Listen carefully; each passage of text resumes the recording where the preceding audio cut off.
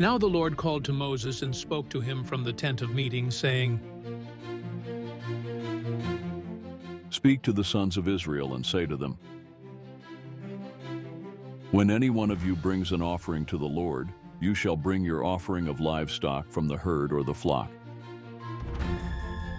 If his offering is a burnt offering from the herd, he shall offer a male without defect.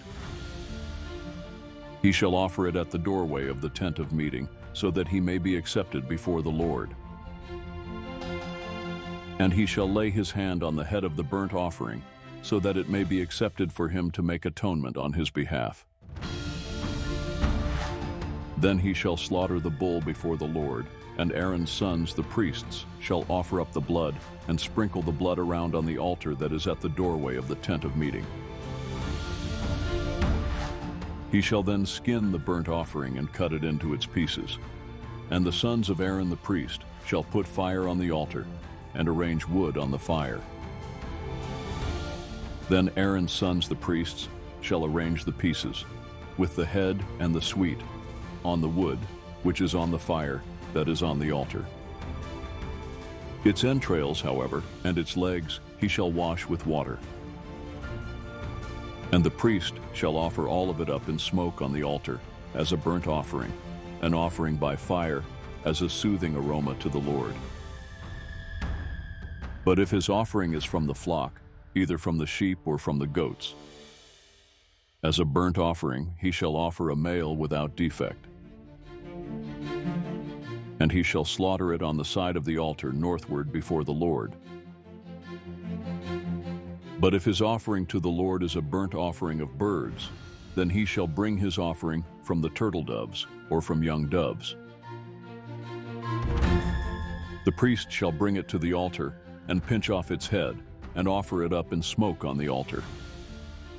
And its blood is to be drained out on the side of the altar. He shall also remove its craw with its feathers and throw it beside the altar eastward to the place of the fatty ashes. Then he shall tear it by its wings, but shall not sever it. And the priest shall offer it up in smoke on the altar, on the wood which is on the fire. It is a burnt offering, an offering by fire of a soothing aroma to the Lord. Now when anyone presents a grain offering as an offering to the Lord, his offering shall be of fine flour, and he shall pour oil on it and put frankincense on it. He shall then bring it to Aaron's sons, the priests, and he shall take from it his handful of its fine flour and of its oil, with all of its frankincense, and the priest shall offer it up in smoke as its memorial portion on the altar, an offering by fire of a soothing aroma to the Lord. The remainder of the grain offering belongs to Aaron and his sons, a most holy part of the offerings to the Lord by fire. Now, when you bring an offering of a grain offering baked in an oven, it shall be unleavened cakes of fine flour mixed with oil, or unleavened wafers spread with oil. And if your offering is a grain offering made on the griddle, it shall be of fine flour, unleavened, mixed with oil. You shall break it into bits and pour oil on it. It is a grain offering. Now, if your offering is a grain offering made in a pan, it shall be made of fine flour with oil. When you bring in the grain offering which is made of these things to the Lord, it shall be presented to the priest, and he shall bring it to the altar. The priest then shall take up from the grain, offering its memorial portion, and shall offer it up in smoke on the altar as an offering by fire of a soothing aroma to the Lord.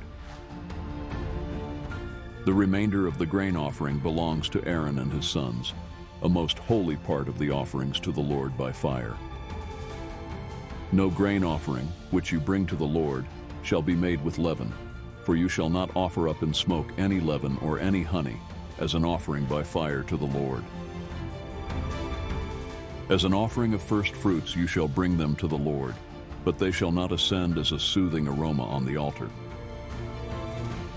Every grain offering of yours, moreover, you shall season with salt, so that the salt of the covenant of your God, will not be lacking from your grain offering.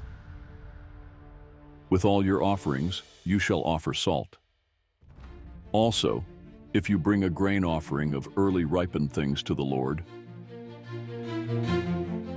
you shall bring fresh heads of grain roasted in the fire, crushed grain of new growth, for the grain offering of your early ripened produce.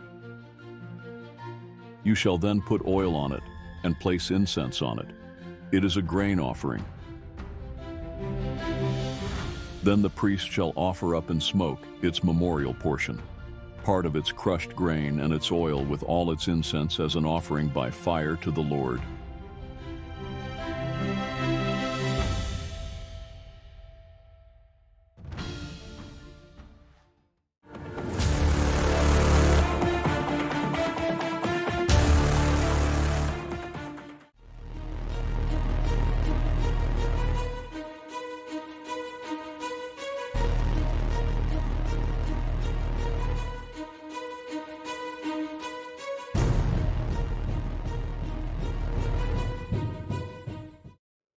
Now if his offering is a sacrifice of peace offerings, if he is going to offer from the herd, whether male or female, he shall offer it without defect before the Lord. And he shall lay his hand on the head of his offering and slaughter it at the doorway of the tent of meeting. And Aaron's sons, the priests, shall sprinkle the blood around on the altar. From the sacrifice of the peace offerings, he shall then present an offering by fire to the Lord. The fat that covers the entrails, and all the fat that is on the entrails, and the 2 kidneys with the fat that is on them, which is on the loins, and the lobe of the liver, which he shall remove with the kidneys. Then Aaron's sons shall offer it up in smoke on the altar, on the burnt offering, which is on the wood that is on the fire. It is an offering by fire of a soothing aroma to the Lord. But if his offering for a sacrifice of peace offerings to the Lord is from the flock, he shall offer it male or female without defect. If he is going to offer a lamb for his offering, then he shall offer it before the Lord. 8, and he shall lay his hand on the head of his offering and slaughter it in front of the tent of meeting. And Aaron's sons shall sprinkle its blood around on the altar. From the sacrifice of peace offerings, he shall then bring, as an offering by fire to the Lord, its fat, the entire fat tail, which he shall remove close to the backbone, the fat that covers the entrails, and all the fat that is on the entrails, and the 2 kidneys with the fat that is on them, which is on the loins, and the lobe of the liver, which he shall remove with the kidneys. Then the priest shall offer it up in smoke on the altar as food, an offering by fire to the Lord. Now if his offering is a goat, then he shall offer it before the Lord, and he shall lay his hand on its head, and slaughter it in front of the tent of meeting. And the sons of Aaron shall sprinkle its blood around on the altar. From it he shall present his offering as an offering by fire to the Lord. The fat that covers the entrails, and all the fat that is on the entrails, and the 2 kidneys with the fat that is on them, which is on the loins, and the lobe of the liver, which he shall remove with the kidneys. The priest shall offer them up in smoke on the altar as food, an offering by fire as a soothing aroma. All fat is the Lord's. It is a permanent statute throughout your generations in all your dwelling places. You shall not eat any fat or any blood. Then the Lord spoke to Moses, saying, Speak to the sons of Israel, saying, If a person sins unintentionally in any of the things which the Lord has commanded not to be done, and commits any of them, if the anointed priest sins so as to bring guilt on the people, then he is to offer to the Lord a bull without defect as a sin offering for his sin, which he has committed. He shall bring the bull to the doorway of the tent of meeting before the Lord. And he shall lay his hand on the head of the bull and slaughter the bull before the Lord. Then the anointed priest is to take some of the blood of the bull and bring it to the tent of meeting. And the priest shall dip his finger in the blood and sprinkle some of the blood 7 times before the Lord, in front of the veil of the sanctuary. The priest shall also put some of the blood on the horns of the altar of fragrant incense, which is before the Lord in the tent of meeting. And all the rest of the blood of the bull he shall pour out at the base of the altar of burnt offering, which is at the doorway of the tent of meeting. And he shall remove from it all the fat of the bull of the sin offering, the fat that covers the entrails, and all the fat which is on the entrails, and the 2 kidneys with the fat that is on them, which is on the loins, and the lobe of the liver, which he shall remove with the kidneys, just as it is removed from the ox of the sacrifice of peace offerings. And the priest is to offer them up in smoke on the altar of burnt offering. But the hide of the bull and all its flesh, along with its head, its legs, its entrails, and its refuse, that is, all the rest of the bull, he is to bring out to a clean place outside the camp, where the fatty ashes are poured out, and burn it on wood with fire. Where the fatty ashes are poured out, it shall be burned. Now if the entire congregation of Israel does wrong unintentionally, and the matter escapes the notice of the assembly, and they commit any of the things which the Lord has commanded not to be done, and they become guilty, when the sin which they have committed becomes known, then the assembly shall offer a bull of the herd as a sin offering and bring it in front of the tent of meeting. Then the elders of the congregation shall lay their hands on the head of the bull before the Lord, and the bull shall be slaughtered before the Lord. And the anointed priest is to bring some of the blood of the bull to the tent of meeting, and the priest shall dip his finger in the blood and sprinkle it 7 times before the Lord in front of the veil. He shall then put some of the blood on the horns of the altar, which is before the Lord in the tent of meeting. And all the rest of the blood he shall pour out at the base of the altar of burnt offering, which is at the doorway of the tent of meeting. And he shall remove all its fat from it and offer it up in smoke on the altar. He shall also do with the bull, just as he did with the bull of the sin offering. He shall do the same with it. So the priest shall make atonement for them, and they will be forgiven. Then he is to bring the bull out to a place outside the camp and burn it just as he burned the first bull. It is the sin offering for the assembly. When a leader sins and unintentionally does any of the things which the Lord his God has commanded not to be done, and he becomes guilty, if his sin which he has committed is made known to him, he shall bring as his offering a goat, a male without defect. And he shall lay his hand on the head of the male goat and slaughter it in the place where they slaughter the burnt offering before the Lord. It is a sin offering. Then the priest is to take some of the blood of the sin offering with his finger and put it on the horns of the altar of burnt offering. And the rest of its blood he shall pour out at the base of the altar of burnt offering, and he shall offer all its fat up in smoke on the altar, as in the case of the fat of the sacrifice of peace offerings. So the priest shall make atonement for him regarding his sin, and he will be forgiven. Now if any one of the common people sins unintentionally by doing any of the things which the Lord has commanded not to be done, and becomes guilty, if his sin which he has committed is made known to him, then he shall bring as his offering a goat, a female without defect, for his sin which he has committed. And he shall lay his hand on the head of the sin offering and slaughter the sin offering at the place of the burnt offering. The priest shall then take some of its blood with his finger and put it on the horns of the altar of burnt offering. And all the rest of its blood he shall pour out at the base of the altar. Then he shall remove all its fat, just as the fat was removed from the sacrifice of peace offerings.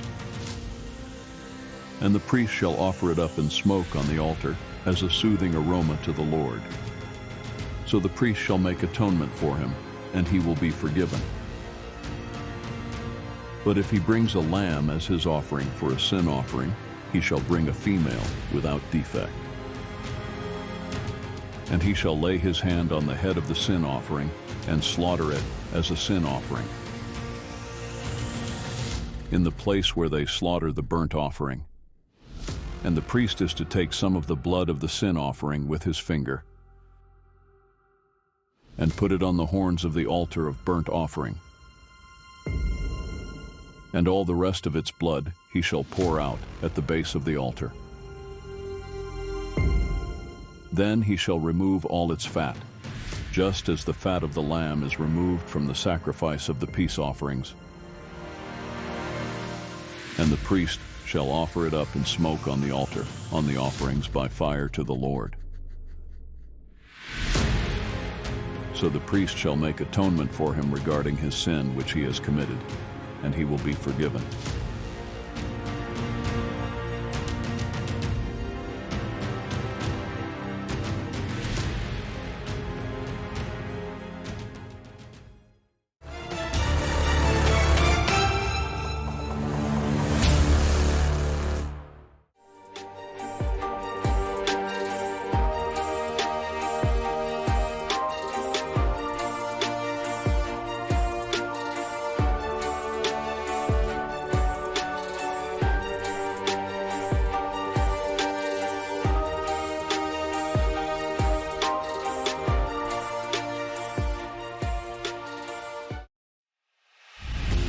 Now, if a person sins after he hears a public order to testify when he is a witness, whether he has seen or otherwise known, if he does not tell it, then he will bear his punishment.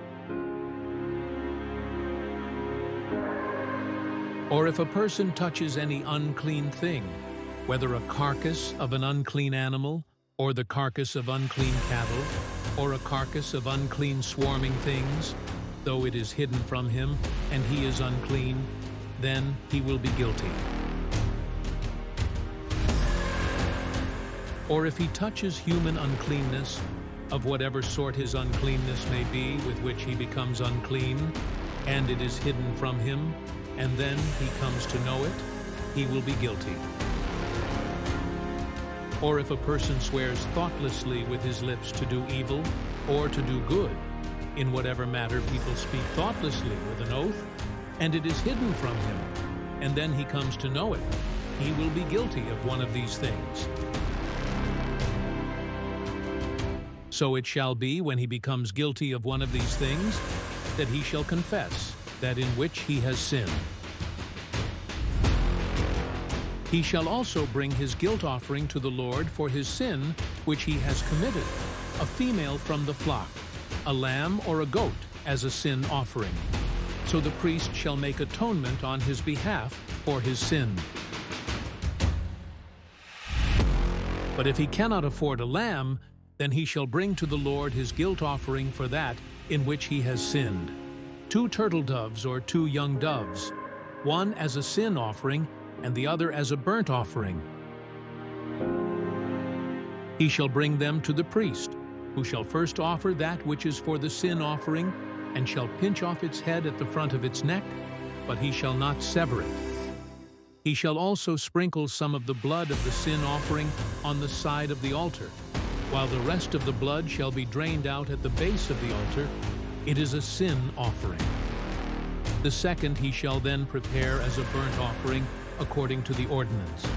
So the priest shall make atonement on his behalf for his sin which he has committed, and it will be forgiven him.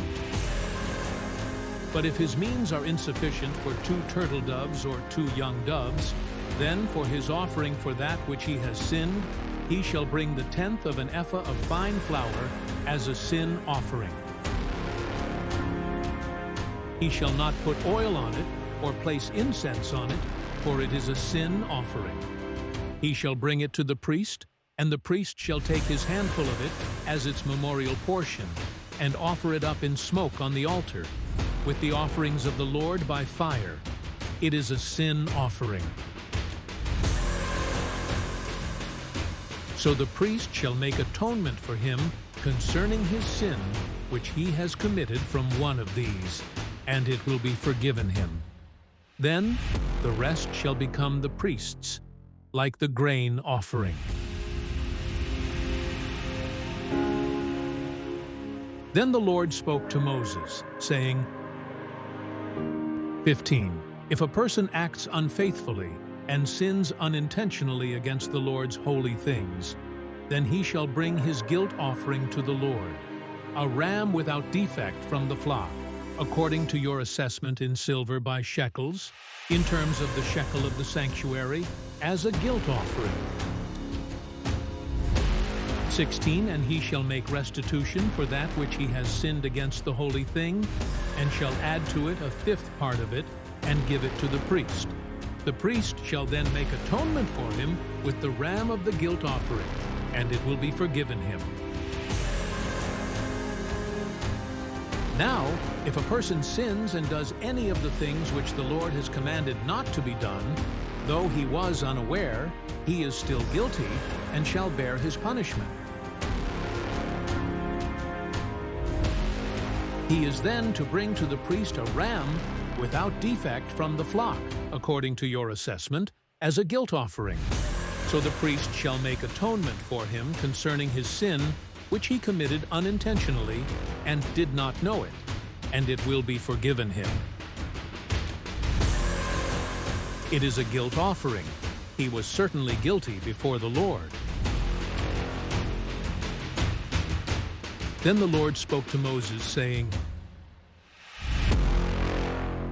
When a person sins and acts unfaithfully against the Lord, and disavows the rightful claim of his neighbor regarding a deposit or a security entrusted to him, or regarding robbery, or he has extorted from his neighbor, or has found what was lost and lied about it and sworn falsely, so that he sins regarding any of the things that people do. Then it shall be, when he sins and becomes guilty, that he shall restore what he took by robbery, or acquired by extortion, or the deposit which was entrusted to him, or the lost property which he found, or anything about which he swore falsely. He shall make restitution for it in full, and add to it a fifth more. He shall give it to the one to whom it belongs on the day he presents his guilt offering. Then he shall bring to the priest his guilt offering to the Lord, a ram without defect from the flock, according to your assessment, as a guilt offering. And the priest shall make atonement for him before the Lord, and he will be forgiven for any one of the things which he may have done to incur guilt. Then the Lord spoke to Moses, saying, Command Aaron and his sons, saying, This is the law for the burnt offering. The burnt offering itself shall remain on the hearth on the altar all night until the morning, and the fire on the altar is to be kept burning on it. The priest is to put on his linen robe, and he shall put on linen undergarments next to his body, and he shall take up the fatty ashes, to which the fire reduces the burnt offering on the altar, and place them beside the altar. Then he shall take off his garments and put on other garments, and carry the fatty ashes outside the camp to a clean place. The fire on the altar shall be kept burning on it. It shall not go out, but the priest shall burn wood on it every morning. And he shall lay out the burnt offering on it, and offer up in smoke the fat portions of the peace offerings on it. Fire shall be kept burning continually on the altar. It is not to go out. Now this is the law of the grain offering. The sons of Aaron shall present it before the Lord in front of the altar.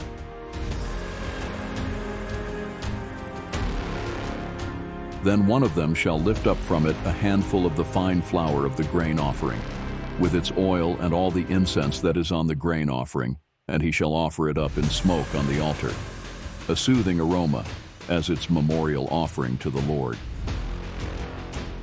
And Aaron and his sons are to eat what is left of it. It shall be eaten as unleavened cakes in a holy place. They are to eat it in the courtyard of the tent of meeting. It shall not be baked with leaven. I have given it as their share from my offerings by fire. It is most holy, like the sin offering and the guilt offering. Every male among the sons of Aaron may eat it. It is a permanent ordinance throughout your generations, from the offerings by fire to the Lord. Whoever touches them will become consecrated. Then the Lord spoke to Moses, saying, This is the offering which Aaron and his sons are to present to the Lord on the day when he is anointed. The tenth of an ephah of fine flour as a regular grain offering, half of it in the morning and half of it in the evening. It shall be prepared with oil on a griddle. When it is well stirred, you shall bring it. You shall present the grain offering in baked pieces as a soothing aroma to the Lord.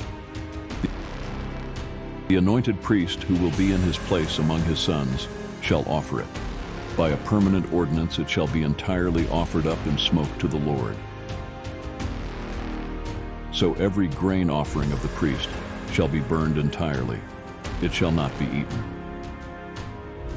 Then the Lord spoke to Moses, saying, Speak to Aaron and to his sons, saying, This is the law of the sin offering. In the place where the burnt offering is slaughtered, the sin offering shall be slaughtered before the Lord. It is most holy. The priest who offers it for sin shall eat it. It shall be eaten in a holy place, in the courtyard of the tent of meeting. Whoever touches its flesh will become consecrated. And when any of its blood spatters on a garment, you shall wash what spattered on it in a holy place. Also, the earthenware vessel in which it was boiled shall be broken. And if it was boiled in a bronze vessel, then it shall be scoured and rinsed in water. Every male among the priests may eat it. It is most holy. But no sin offering of which any of the blood is brought into the tent of meeting to make atonement in the holy place shall be eaten. It shall be burned with fire.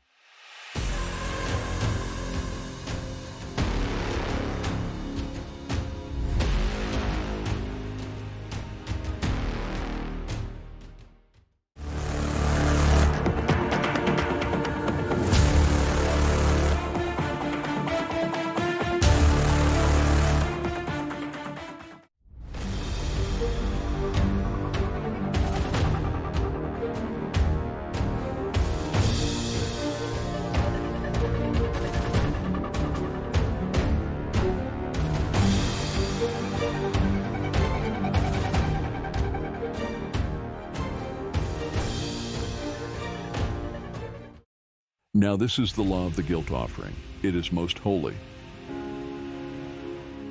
In the place where they slaughter the burnt offering, they are to slaughter the guilt offering, and the priest shall sprinkle its blood around on the altar. Then he shall offer from it all its fat, the fat tail and the fat that covers the entrails, and the 2 kidneys with the fat that is on them, which is on the loins. And he shall remove the lobe on the liver with the kidneys. The priest shall offer them up in smoke on the altar as an offering by fire to the Lord. It is a guilt offering. Every male among the priests may eat it. It shall be eaten in a holy place. It is most holy. The guilt offering is like the sin offering. There is one law for them. The priest who makes atonement with it shall have it. Also the priest who presents anyone's burnt offering, that priest shall have for himself the hide of the burnt offering which he has presented. Likewise, every grain offering that is baked in the oven, and everything prepared in a pan or on a griddle, shall belong to the priest who presents it. Every grain offering, mixed with oil or dry, shall belong to all the sons of Aaron, to all alike. Now this is the law of the sacrifice of peace offerings, which shall be presented to the Lord. If he offers it by way of thanksgiving, then along with the sacrifice of thanksgiving, He shall offer unleavened cakes mixed with oil, and unleavened wafers spread with oil, and cakes of well-stirred fine flour mixed with oil. With the sacrifice of his peace offerings for thanksgiving, he shall present his offering with cakes of leavened bread. Of this he shall present one of every offering as a contribution to the Lord. It shall belong to the priest who sprinkles the blood of the peace offerings. Now as for the flesh of the sacrifice of his thanksgiving peace offerings, it shall be eaten on the day of his offering. He shall not leave any of it over until morning. But if the sacrifice of his offering is a vow or a voluntary offering, it shall be eaten on the day that he offers his sacrifice, and on the next day what is left of it may be eaten. But what is left over from the flesh of the sacrifice on the third day shall be burned with fire. So if any of the flesh of the sacrifice of his peace offerings is ever eaten on the third day, he who offers it will not be accepted, and it will not be credited to him. It will be an unclean thing, and the person who eats it shall bear his punishment. Also, the flesh that touches anything unclean shall not be eaten, it shall be burned with fire. As for other flesh, anyone who is clean may eat such flesh.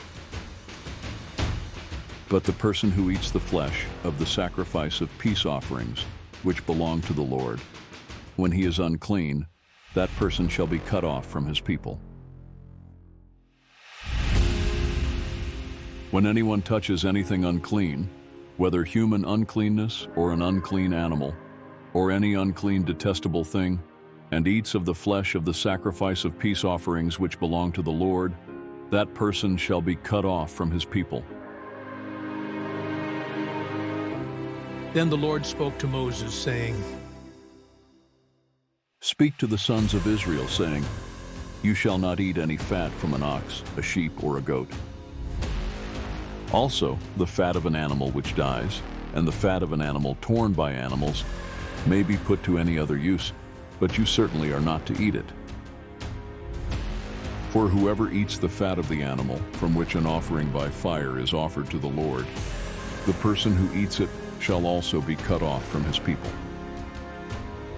And you are not to eat any blood, either of bird or animal, in any of your dwellings. Any person who eats any blood, that person shall also be cut off from his people. Then the Lord spoke to Moses, saying, Speak to the sons of Israel, saying, He who offers the sacrifice of his peace offerings to the Lord shall bring his offering to the Lord from the sacrifice of his peace offerings. His own hands are to bring offerings by fire to the Lord. He shall bring the fat with the breast, so that the breast may be presented as a wave offering before the Lord. And the priest shall offer up the fat in smoke on the altar, but the breast shall belong to Aaron and to his sons. And you shall give the right thigh to the priest as a contribution from the sacrifices of your peace offerings. The one among the sons of Aaron who offers the blood of the peace offerings and the fat, the right thigh shall be his as his portion.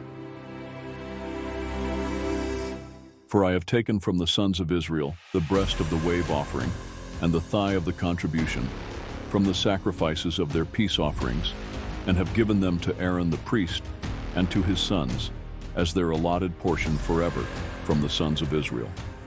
This is the allotment to Aaron and the allotment to his sons from the offerings by fire to the Lord, on that day when he presented them to serve as priests to the Lord. These the Lord had commanded to be given them from the sons of Israel on the day that he anointed them. It is their allotted portion forever throughout their generations. This is the law of the burnt offering, the grain offering, the sin offering, and the guilt offering, and the ordination offering, and the sacrifice of peace offerings, which the Lord commanded Moses on Mount Sinai on the day that he commanded the sons of Israel to present their offerings to the Lord in the wilderness of Sinai.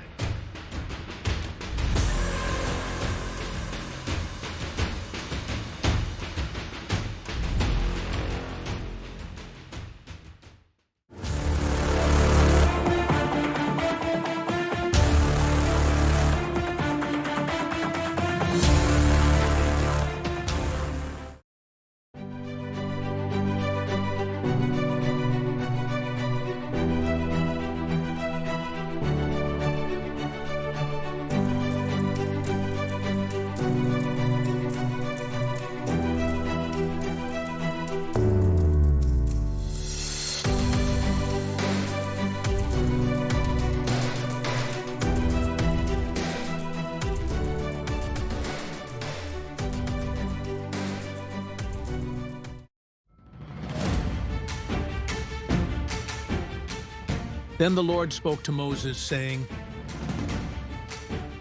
Take Aaron and his sons with him, and the garments and the anointing oil, and the bull of the sin offering, and the 2 rams and the basket of unleavened bread, and assemble all the congregation at the doorway of the tent of meeting. So Moses did just as the Lord commanded him. When the congregation was assembled at the doorway of the tent of meeting, Moses said to the congregation, This is the thing which the Lord has commanded us to do. Then Moses had Aaron and his sons come near, and he washed them with water. Then he put the tunic on Aaron, and wrapped his waist with the sash, and clothed him with the robe, and put the ephod on him. And he wrapped his waist with the artistic band of the ephod, with which he fitted it to him.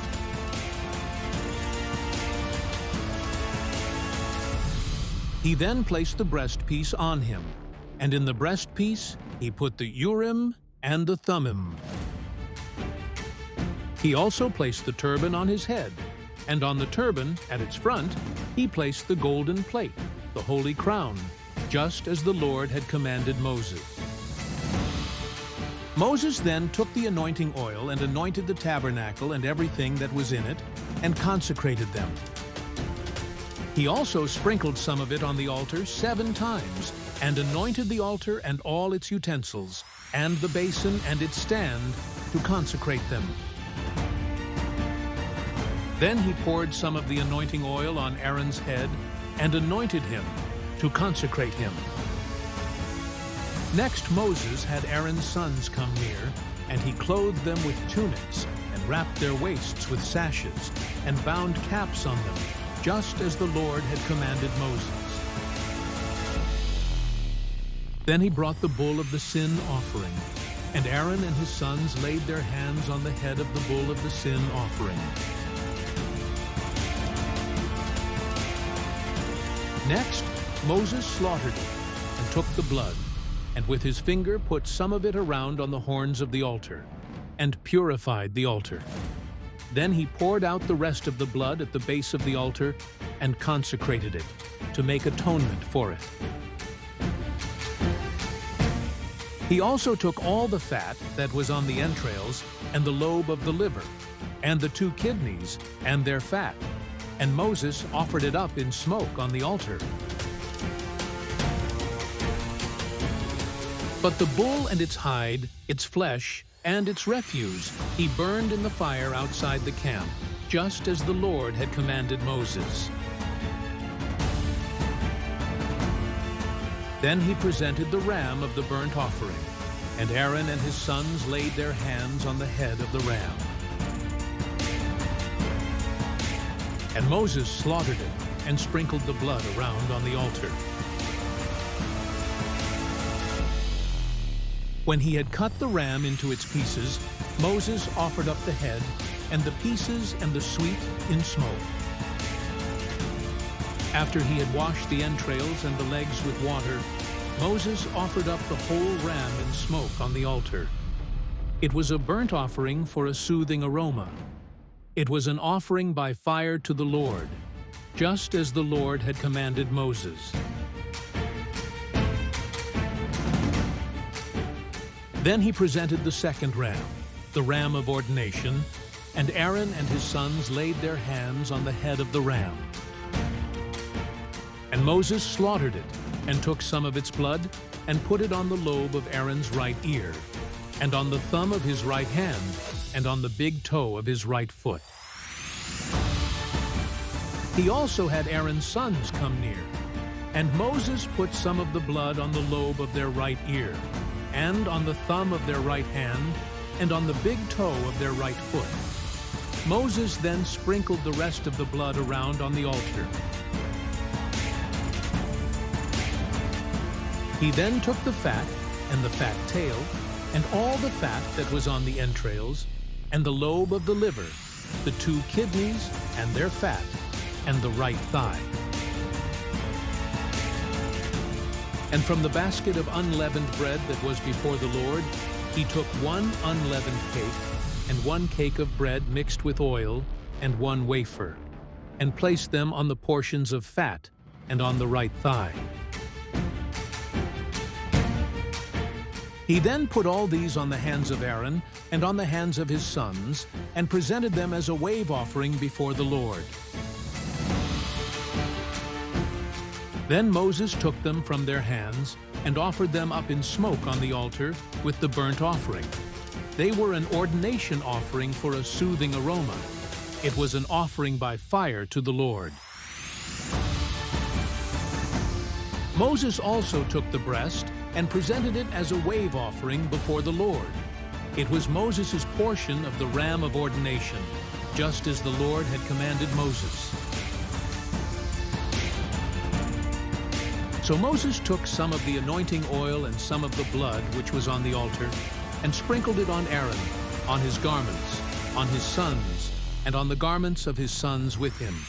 And he consecrated Aaron, his garments, and his sons, and the garments of his sons with him. Then Moses said to Aaron and to his sons,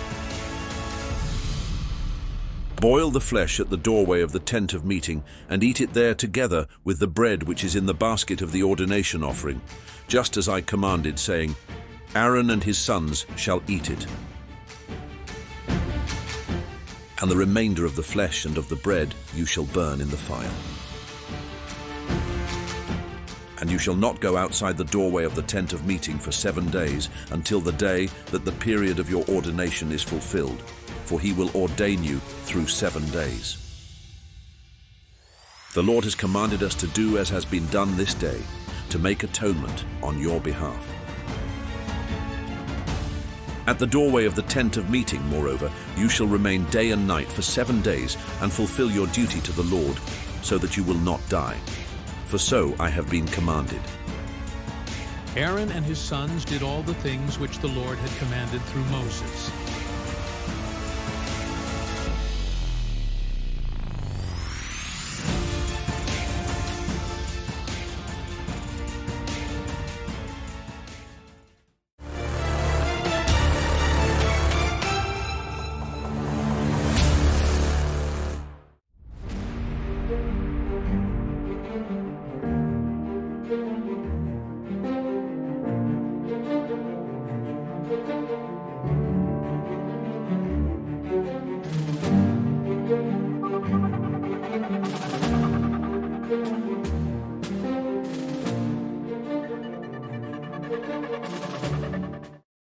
On the 8th day that Moses called Aaron and his sons and the elders of Israel. And he said to Aaron,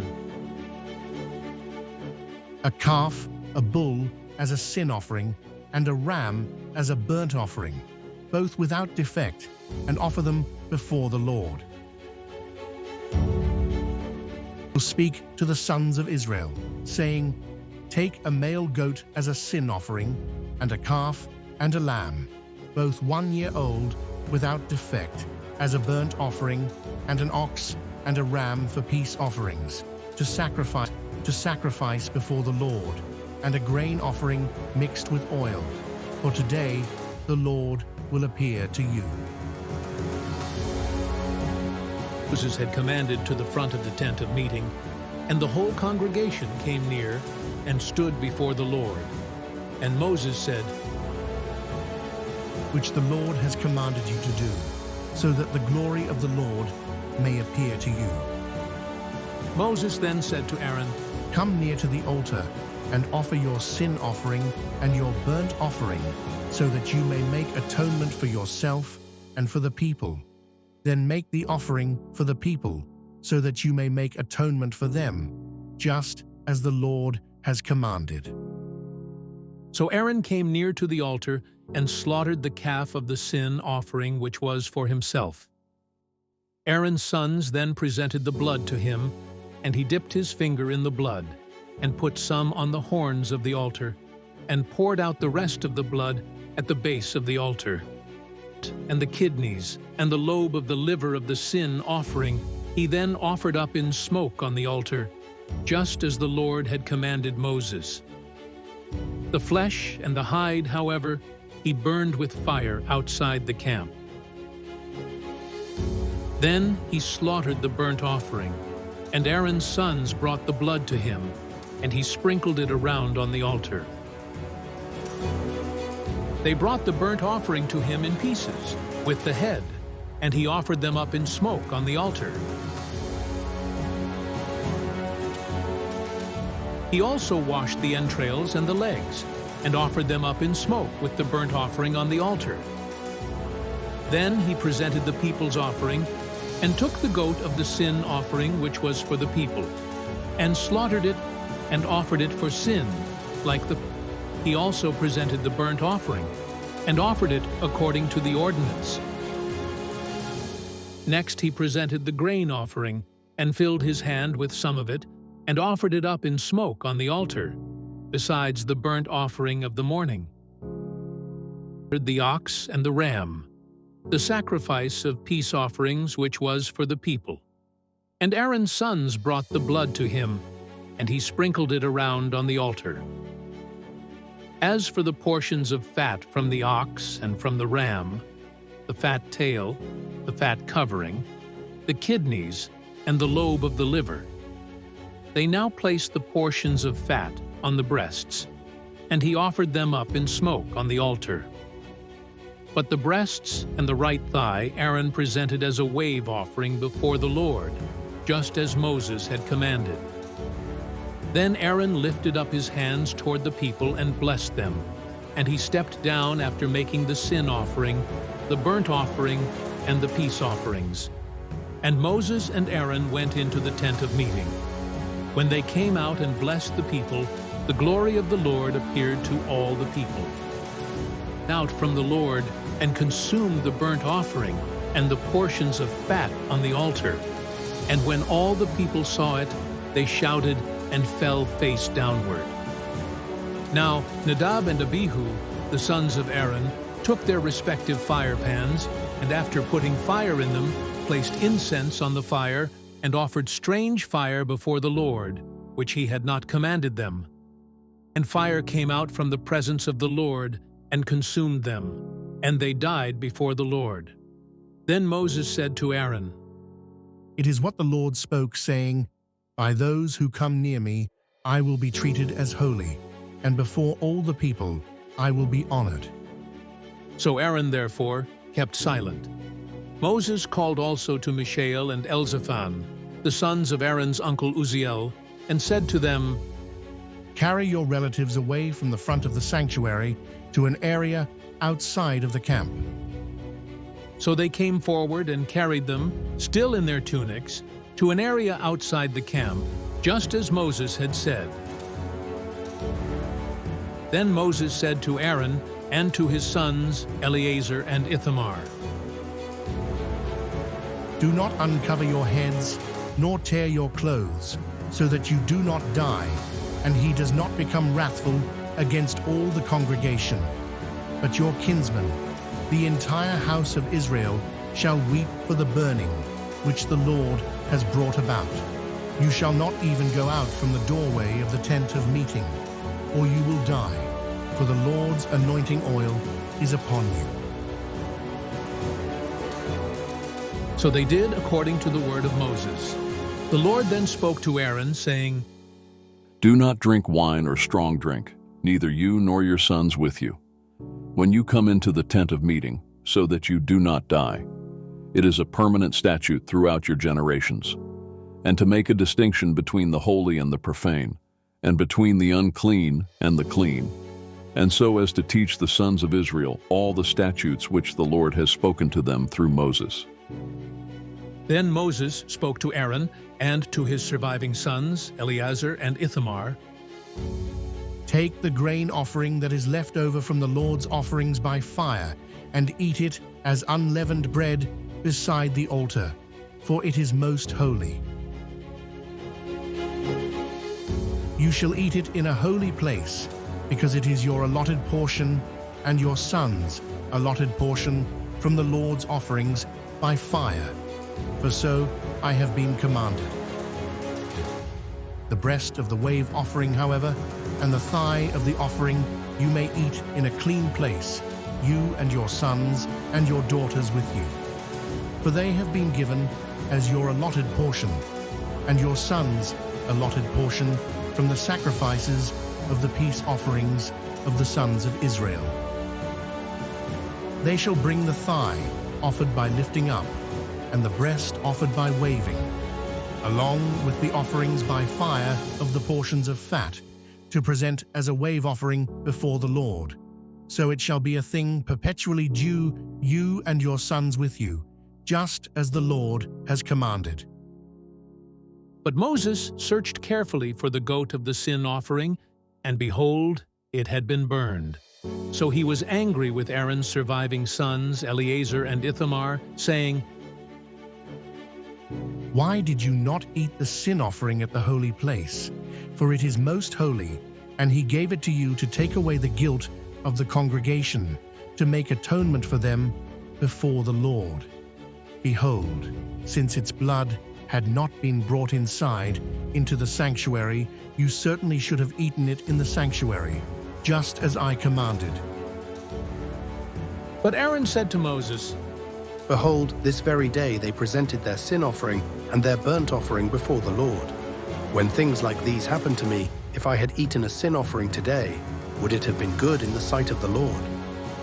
Moses heard that it was good in his sight.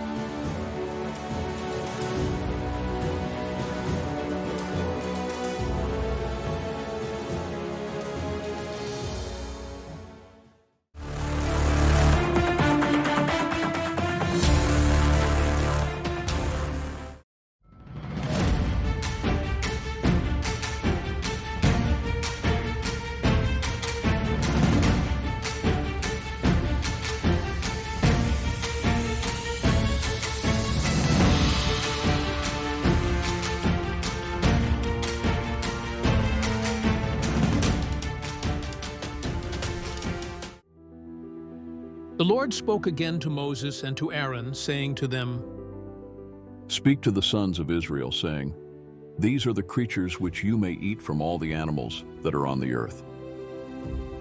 Whatever has a divided hoof, showing split hoofs, and choose the cud among the animals that you may eat. Nevertheless, you are not to eat of these among those which chew the cud, or among those which have a divided hoof. The camel, for though it chews cud, it does not have a divided hoof. It is unclean to you. Likewise the rock hyrax, for though it chews cud, it does not have a divided hoof. It is unclean to you. The rabbit also, for though it chews cud, it does not have a divided hoof. It is unclean to you. And the pig, for though it has a divided hoof, and so it shows a split hoof, it does not chew cud. It is unclean to you. You shall not eat any of their flesh nor touch their carcasses. They are unclean to you. These you may eat, of whatever is in the water, everything that has fins and scales in the water, in the seas, or in the rivers, you may eat. But whatever is in the seas and in the rivers, that does not have fins and scales, among all the teeming life of the water, and among all the living creatures that are in the water, they are detestable things to you, and they shall be detestable to you. You may not eat any of their flesh, and you shall detest their carcasses. Whatever in the water does not have fins and scales is detestable to you. Moreover, these you shall detest among the birds. They are detestable, not to be eaten: the eagle, the vulture, and the buzzard, the red kite, the falcon in its kind, every raven in its kind, the ostrich, the owl, the seagull, and the hawk in its kind, the little owl, the cormorant, and the great owl,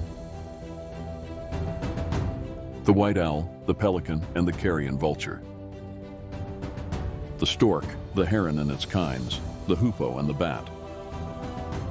All the winged insects that walk on all fours are detestable to you. Yet these you may eat among all the winged insects that walk on all fours, those which have jointed legs above their feet, with which to jump on the earth. These of them you may eat, the locust in its kinds, the devastating locust in its kinds, the cricket in its kinds, and the grasshopper in its kinds. But all other winged insects which are four-footed are detestable to you. By these, moreover, you will be made unclean. Whoever touches their carcasses becomes unclean until evening. And whoever picks up any of their carcasses shall wash his clothes and be unclean until evening. As for all the animals which have a divided hoof but do not show a split hoof, or do not chew the cud, they are unclean to you. Whoever touches them becomes unclean. Also whatever walks on its paws, among all the creatures that walk on all fours, are unclean to you. Whoever touches their carcasses becomes unclean until evening. And the one who picks up their carcasses shall wash his clothes and be unclean until evening. They are unclean to you. Now these are to you the unclean among the swarming things which swarm on the earth: the mole, the mouse, and the great lizard in its kinds, the gecko, the crocodile, the lizard, the sand reptile, and the chameleon. These are to you the unclean among all the swarming things. Whoever touches them when they are dead becomes unclean until evening.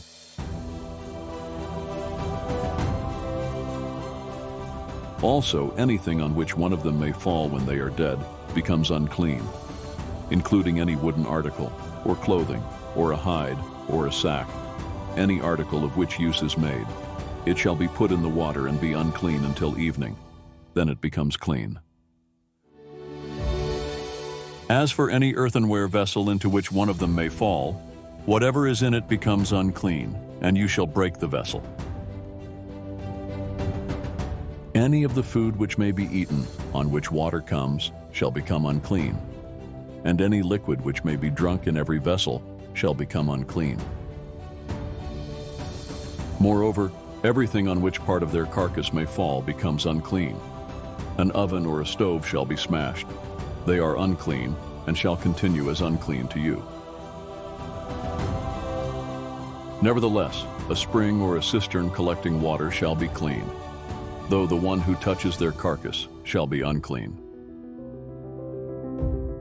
Now if a part of their carcass falls on any seed for sowing, which is to be sown, it is clean. But if water is put on the seed, and a part of their carcass falls on it, it is unclean to you. Also, if one of the animals dies which you have for food, the one who touches its carcass becomes unclean until evening. He too, who eats some of its carcass, shall wash his clothes and be unclean until evening. And the one who picks up its carcass shall wash his clothes and be unclean until evening. Now every swarming thing that swarms on the earth is detestable, not to be eaten.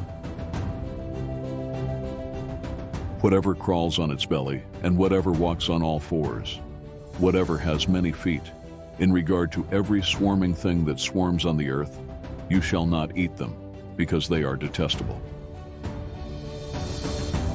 Do not make yourselves detestable through any of the swarming things that swarm, and you shall not make yourselves unclean with them, so that you become unclean. For I am the Lord your God. Consecrate yourselves therefore, and be holy, because I am holy. And you shall not make yourselves unclean with any of the swarming things that swarm on the earth. For I am the Lord who brought you up from the land of Egypt to be your God.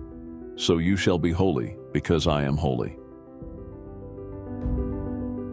This is the law regarding the animal and the bird, and every living thing that moves in the waters, and everything that swarms on the earth. To make a distinction between the unclean and the clean, and between the edible creature and the creature which is not to be eaten.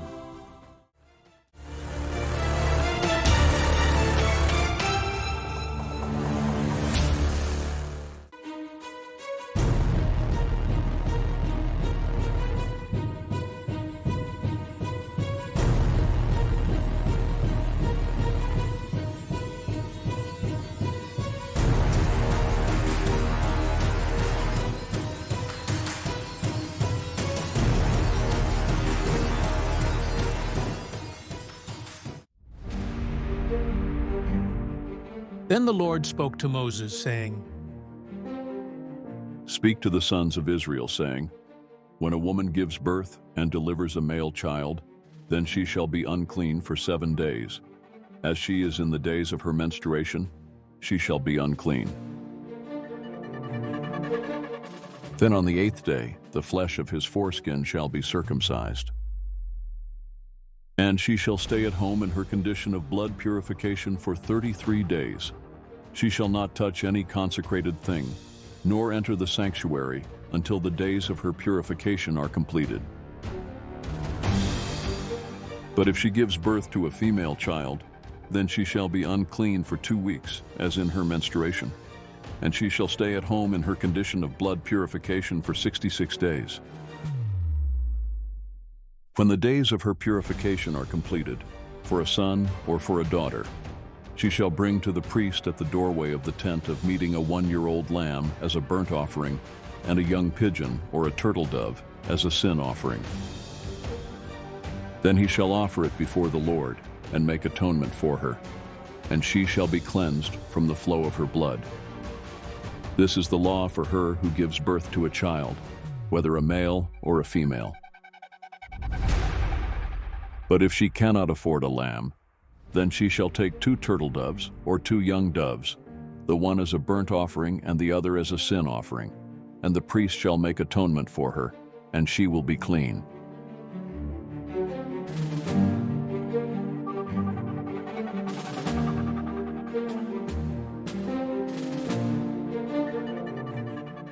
Then the Lord spoke to Moses and to Aaron, saying,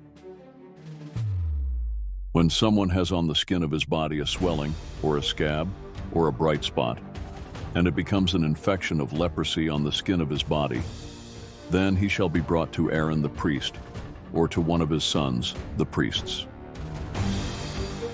The priest shall look at the infected area on the skin of the body, and if the hair in the infection has turned white, and the infection appears to be deeper than the skin of his body, it is an infection of leprosy. When the priest has looked at him, he shall pronounce him unclean. But if the bright spot is white on the skin of his body, and it does not appear to be deeper than the skin, and the hair on it has not turned white, then the priest shall isolate the person who has the infection for 7 days. Then the priest shall look at him on the 7th day, and if in his eyes the infection has not changed, and the infection has not spread on the skin, then the priest shall isolate him for 7 more days. The priest shall then look at him again on the 7th day, and if the infected area has faded, and the infection has not spread on the skin, then the priest shall pronounce him clean. It is only a rash, and he shall wash his clothes and be clean. But if the rash spreads farther on the skin, after he has shown himself to the priest for his cleansing, he shall appear again to the priest. And the priest shall look, and if the rash has spread on the skin, then the priest shall pronounce him unclean. It is leprosy. When the infection of leprosy is on someone, then he shall be brought to the priest. The priest shall then look, and if there is a white swelling on the skin, and it has turned the hair white, and there is new raw flesh in the swelling, it is a chronic leprosy on the skin of his body, and the priest shall pronounce him unclean. He shall not isolate him, for he is unclean. If the leprosy breaks out farther on the skin, and the leprosy covers all the skin of the person who has the infection from his head, even to his feet, as far as the priest can see, then the priest shall look, and behold, if the leprosy has covered his entire body, he shall pronounce the one who has the infection clean. It is all turned white, and he is clean. But whenever raw flesh appears on him, he shall be unclean. The priest shall look at the raw flesh, and he shall pronounce him unclean. The raw flesh is unclean, it is leprosy. Or if the raw flesh turns back and is changed to white, then he shall come to the priest. And the priest shall look at him, and behold, if the infected area has turned white, Then the priest shall pronounce the one who has the infection clean. He is clean. Now when the body has a boil on its skin, and it is healed, and in the place of the boil there is a white swelling or a reddish-white bright spot, then it shall be shown to the priest. And the priest shall look, and behold, if it appears to be deeper than the skin, and the hair on it has turned white, then the priest shall pronounce him unclean. It is the infection of leprosy. It is broken out in the boil. But if the priest looks at it, and behold, there are no white hairs in it, and it is not deeper than the skin and is faded, then the priest shall isolate him for 7 days. And if it spreads farther on the skin, then the priest shall pronounce him unclean. It is an infection. But if the bright spot remains in its place and does not spread, it is only the scar of the boil, and the priest shall pronounce him clean. Or if the body sustains in its skin a burn by fire, and the raw flesh of the burn becomes a bright spot, reddish-white or white, then the priest shall look at it. And if the hair in the bright spot has turned white, and it appears to be deeper than the skin, it is leprosy. It is broken out in the burn. Therefore the priest shall pronounce him unclean. It is an infection of leprosy. But if the priest looks at it, and indeed there is no white hair in the bright spot, and it is no deeper than the skin, but is dim, then the priest shall isolate him for 7 days. And the priest shall look at him on the 7th day. If it spreads farther in the skin, then the priest shall pronounce him unclean. It is an infection of leprosy. But if the bright spot remains in its place and has not spread in the skin, but is dim, it is the swelling from the burn, and the priest shall pronounce him clean, for it is only the scar of the burn. Now if a man or woman has an infection on the head or on the beard, then the priest shall look at the infection, and if it appears to be deeper than the skin, and there is thin yellowish hair in it, then the priest shall pronounce him unclean. It is a scale. It is leprosy of the head or of the beard. But if the priest looks at the infection of the scale, and indeed, it appears to be no deeper than the skin, and there is no black hair in it, then the priest shall isolate the person with the scaly infection for 7 days. And on the 7th day, the priest shall look at the infection. And if the scale has not spread, and no yellowish hair has grown in it, and the appearance of the scale is no deeper than the skin, then he shall shave himself, but he shall not shave the scale, and the priest shall isolate the person with the scale for 7 more days. Then on the 7th day, the priest shall look at the scale. And if the scale has not spread in the skin, and it appears to be no deeper than the skin, the priest shall pronounce him clean, and he shall wash his clothes and be clean. But if the scale spreads farther in the skin after his cleansing, then the priest shall look at him. And if the scale has spread on the skin, the priest need not look for the yellowish hair. He is unclean. If in his sight the scale has remained, however, and black hair has grown in it, the scale has healed, and he is clean, and the priest shall pronounce him clean. When a man or a woman has bright spots on the skin of the body, white bright spots, then the priest shall look, and if the bright spots on the skin of their bodies are a faint white, it is eczema that has broken out on the skin. He is clean. Now if a man loses the hair of his head, he is only bald, he is clean. And if his head becomes bald at the front and sides, he is bald on the forehead, he is clean. But if on the bald head or the bald forehead there occurs a reddish-white infection, it is leprosy breaking out on his bald head or on his bald forehead. Then the priest shall look at him, and if the swelling of the infection is reddish-white on his bald head or on his bald forehead, like the appearance of leprosy in the skin of the body. He is a leprous man, he is unclean. The priest must pronounce him unclean, his infection is on his head. As for the person who has the leprous infection, his clothes shall be torn, and the hair of his head shall be uncovered, and he shall cover his mustache and call out, "Unclean, unclean." He shall remain unclean all the days during which he has the infection. He is unclean. He shall live alone. He shall live outside the camp. When a garment has a mark of leprosy in it, whether it is a wool garment or a linen garment, whether in warp or woof, of linen or of wool, whether in leather or in any article made of leather. If the mark is greenish or reddish in the garment or in the leather, whether in the warp or in the woof, or in any article of leather, it is a leprous mark, and it shall be shown to the priest. Then the priest shall look at the mark, and shall quarantine the article with the mark for 7 days.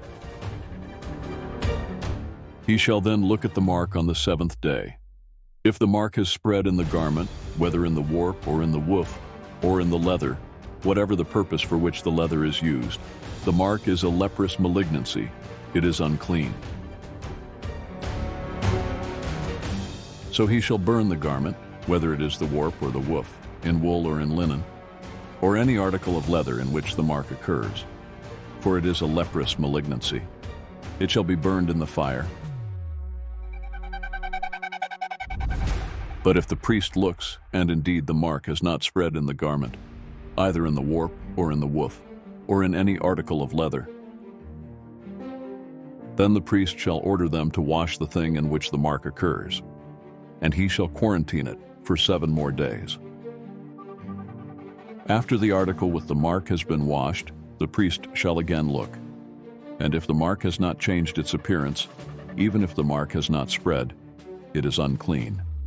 You shall burn it in the fire, whether in eating away has produced bareness on the back or on the front of it. But if the priest looks, and indeed the mark has faded after it has been washed, then he shall tear it out of the garment or out of the leather, whether from the warp or from the woof. Yet if it appears again in the garment, whether in the warp or in the woof, or in any article of leather, it is an outbreak.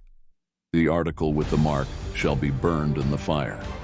But the garment, whether the warp or the woof, or any article of leather from which the mark has disappeared when you washed it, shall then be washed a 2nd time and will be clean. This is the law for the mark of leprosy in a garment of wool or linen, whether in the warp or in the woof, or in any article of leather, for pronouncing it clean or unclean.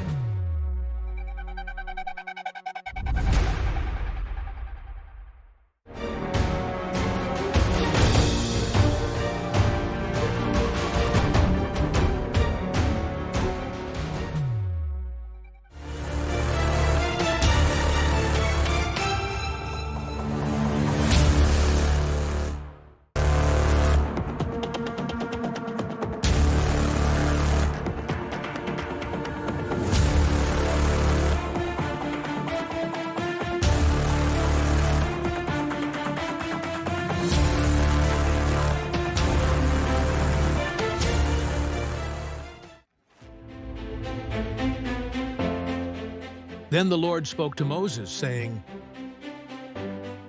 This shall be the law of the person with leprosy on the day of his cleansing. Now he shall be brought to the priest. And the priest shall go out to a place outside of the camp. Then the priest shall look, and if the leprous infection has been healed in the person with leprosy, then the priest shall give orders to take 2 live clean birds, cedar wood, a scarlet string, and hyssop for the one who is to be cleansed. The priest shall also give orders to slaughter the one bird in an earthenware vessel over running water. As for the live bird, he shall take it together with the cedar wood, the scarlet string, and the hyssop, and shall dip them and the live bird in the blood of the bird that was slaughtered over the running water. He shall then sprinkle 7 times the one who is to be cleansed from the leprosy, and shall pronounce him clean, and shall let the live bird go free over the open field. The one to be cleansed shall then wash his clothes and shave off all his hair, and bathe in water, and be clean. And afterward he may enter the camp, but he shall stay outside his tent for 7 days. Then it shall be on the 7th day that he shall shave off all his hair. He shall shave his head, and his beard, and his eyebrows, even all his hair. He shall then wash his clothes, and bathe his body in water, and be clean. Now on the 8th day he is to take 2 male lambs without defect, and a yearling ewe lamb without defect, and 3/10 of an ephah of fine flour mixed with oil as a grain offering, and 1 log of oil. And the priest who is going to pronounce him clean shall present the person to be cleansed, and the offerings before the Lord at the doorway of the tent of meeting. Then the priest shall take the 1 male lamb and bring it as a guilt offering, with the log of oil, and present them as a wave offering before the Lord. Next he shall slaughter the male lamb in the place where they slaughter the sin offering, and the burnt offering at the place of the sanctuary. For the guilt offering, like the sin offering, belongs to the priest. It is most holy. The priest shall then take some of the blood of the guilt offering, and the priest shall put it on the lobe of the right ear of the one to be cleansed, and on the thumb of his right hand, and on the big toe of his right foot. The priest shall also take some of the log of oil and pour it into his left palm. The priest shall then dip his right hand finger into the oil that is in his left palm, and with his finger sprinkle some of the oil 7 times before the Lord. The priest shall then dip his right hand finger into the oil that is in his left palm, and with his finger sprinkle some of the oil 7 times before the Lord. As for the rest of the oil that is in the priest's palm, he shall put it on the head of the one to be cleansed. So the priest shall make atonement on his behalf before the Lord. The priest shall next offer the sin offering and make atonement for the one to be cleansed from his uncleanness. Then afterward he shall slaughter the burnt offering.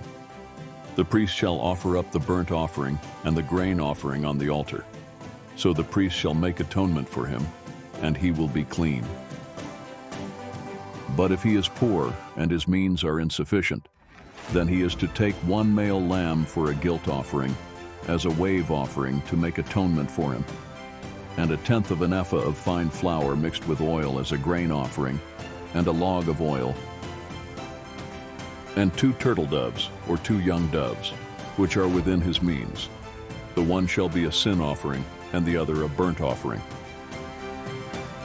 Then, on the 8th day, he shall bring them for his cleansing to the priest, at the doorway of the tent of meeting before the Lord. The priest shall take the lamb of the guilt offering and the log of oil, and the priest shall offer them as a wave offering before the Lord. Next he shall slaughter the lamb of the guilt offering, and the priest is to take some of the blood of the guilt offering and put it on the lobe of the right ear of the one to be cleansed, and on the thumb of his right hand, and on the big toe of his right foot.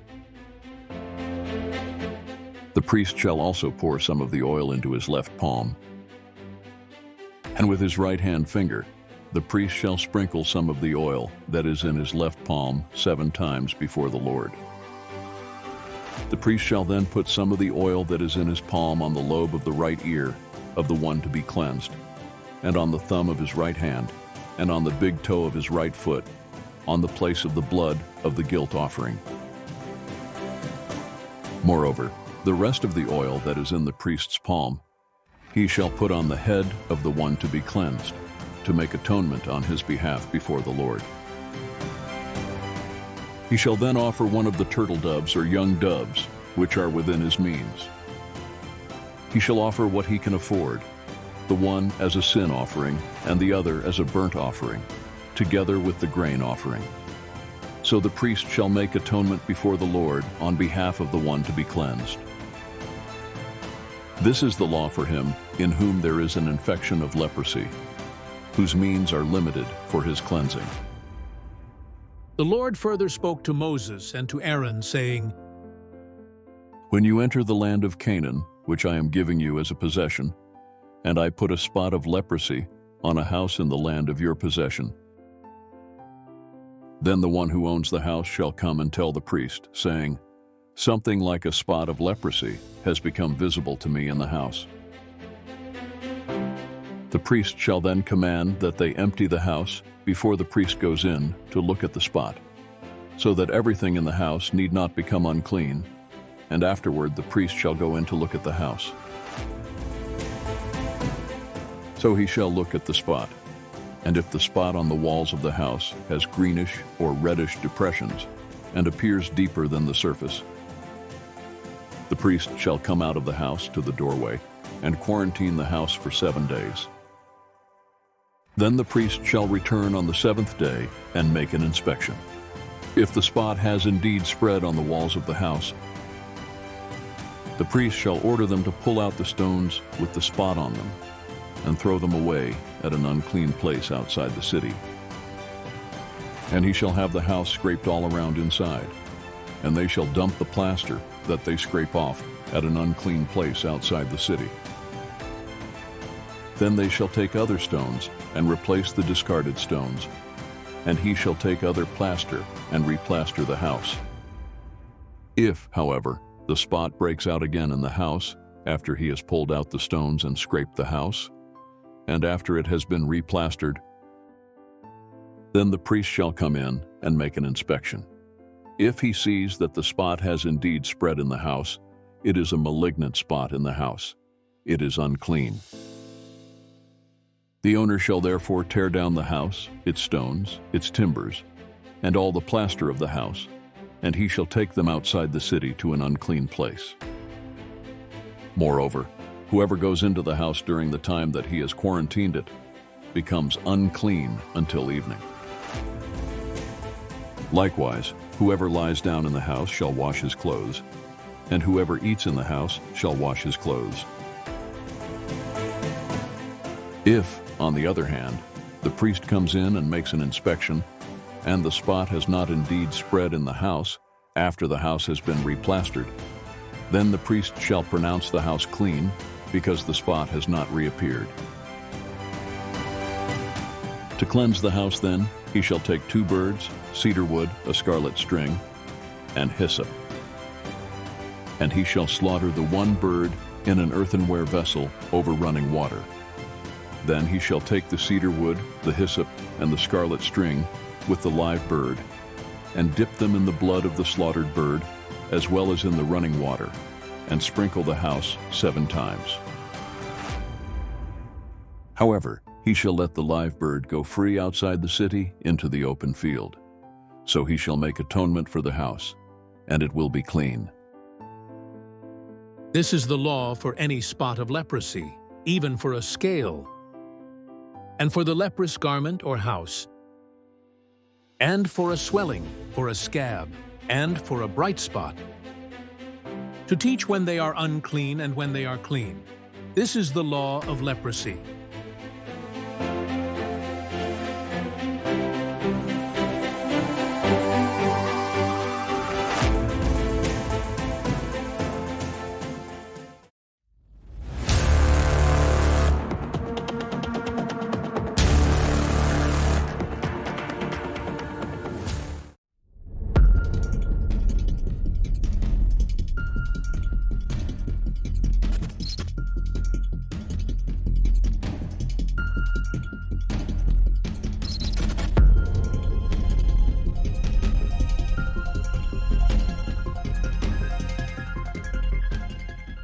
In a world where the holy and the common often collide, God spoke.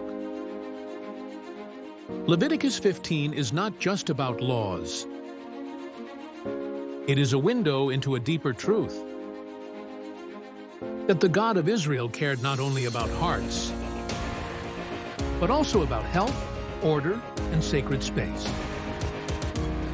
This is a chapter about cleansing, about restoration, about the deep holiness of a God who draws near but never without reverence. Through water, ritual, and separation, he teaches his people how to live. Set apart, pure, and prepared for his presence. This is Leviticus 15 brought to life. The Lord also spoke to Moses and to Aaron, saying, Speak to the sons of Israel, and say to them, When any man has a discharge from his body, his discharge is unclean. This, moreover, shall be his uncleanness in his discharge. It is his uncleanness, whether his body allows its discharge to flow, or whether his body obstructs its discharge. Every bed on which the man with the discharge lies becomes unclean, and everything on which he sits becomes unclean. Anyone, moreover, who touches his bed shall wash his clothes and bathe in water and be unclean until evening. And whoever sits on the thing on which the man with the discharge has been sitting shall wash his clothes and bathe in water and be unclean until evening. Also, whoever touches the man with the discharge shall wash his clothes and bathe in water and be unclean until evening. Or if the man with the discharge spits on one who is clean, he too shall wash his clothes and bathe in water and be unclean until evening. Every saddle on which the man with the discharge rides becomes unclean. Whoever then touches any of the things which were under him shall be unclean until evening, and the one who carries them shall wash his clothes and bathe in water and be unclean until evening. However, an earthenware vessel which the man with the discharge touches shall be broken, and every wooden vessel shall be rinsed in water. Now when the man with the discharge becomes cleansed from his discharge, then he shall count off for himself 7 days for his cleansing. He shall then wash his clothes and bathe his body in running water, and will become clean.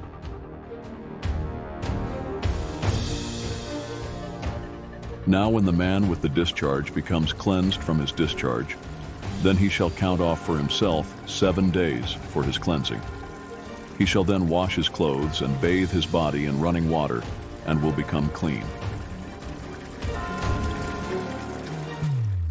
Then on the 8th day he shall take for himself 2 turtle doves or 2 young doves, and come before the Lord to the doorway of the tent of meeting, and give them to the priest.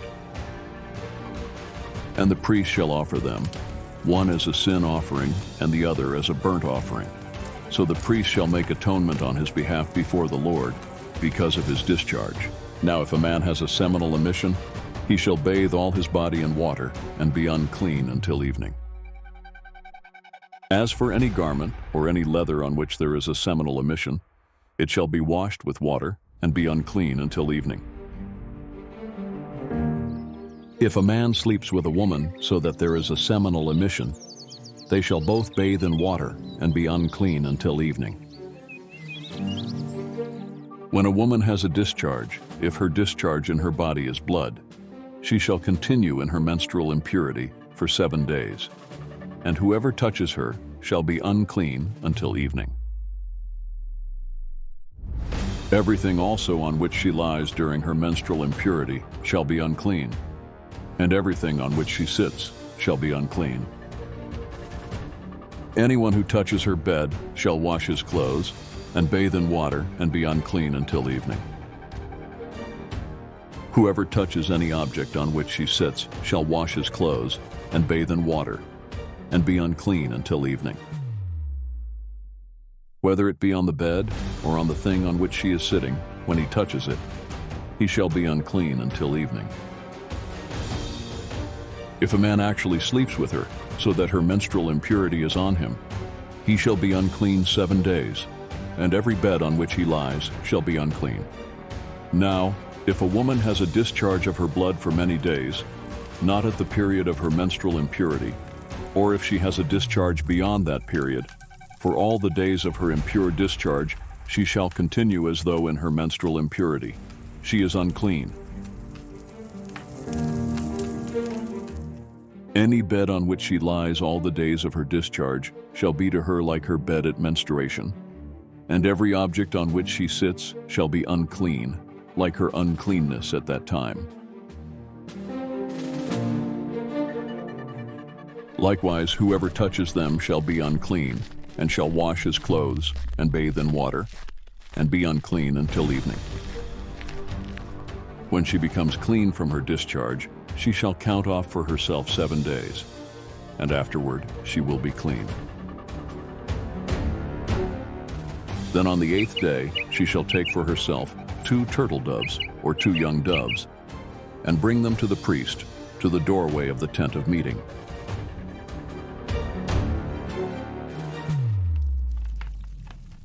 And the priest shall offer the one as a sin offering, and the other as a burnt offering. So the priest shall make atonement on her behalf before the Lord because of her impure discharge.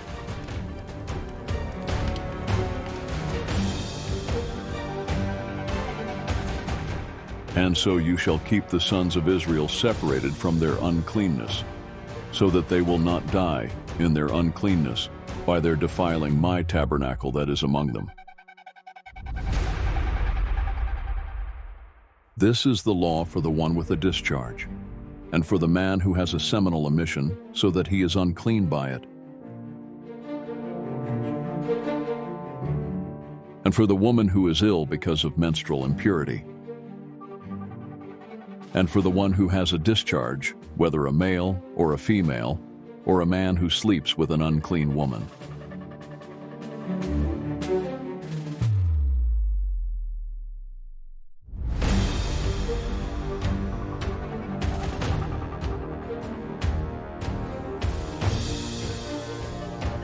Thank you for watching. Stay tuned for the next chapter of the Visual Bible.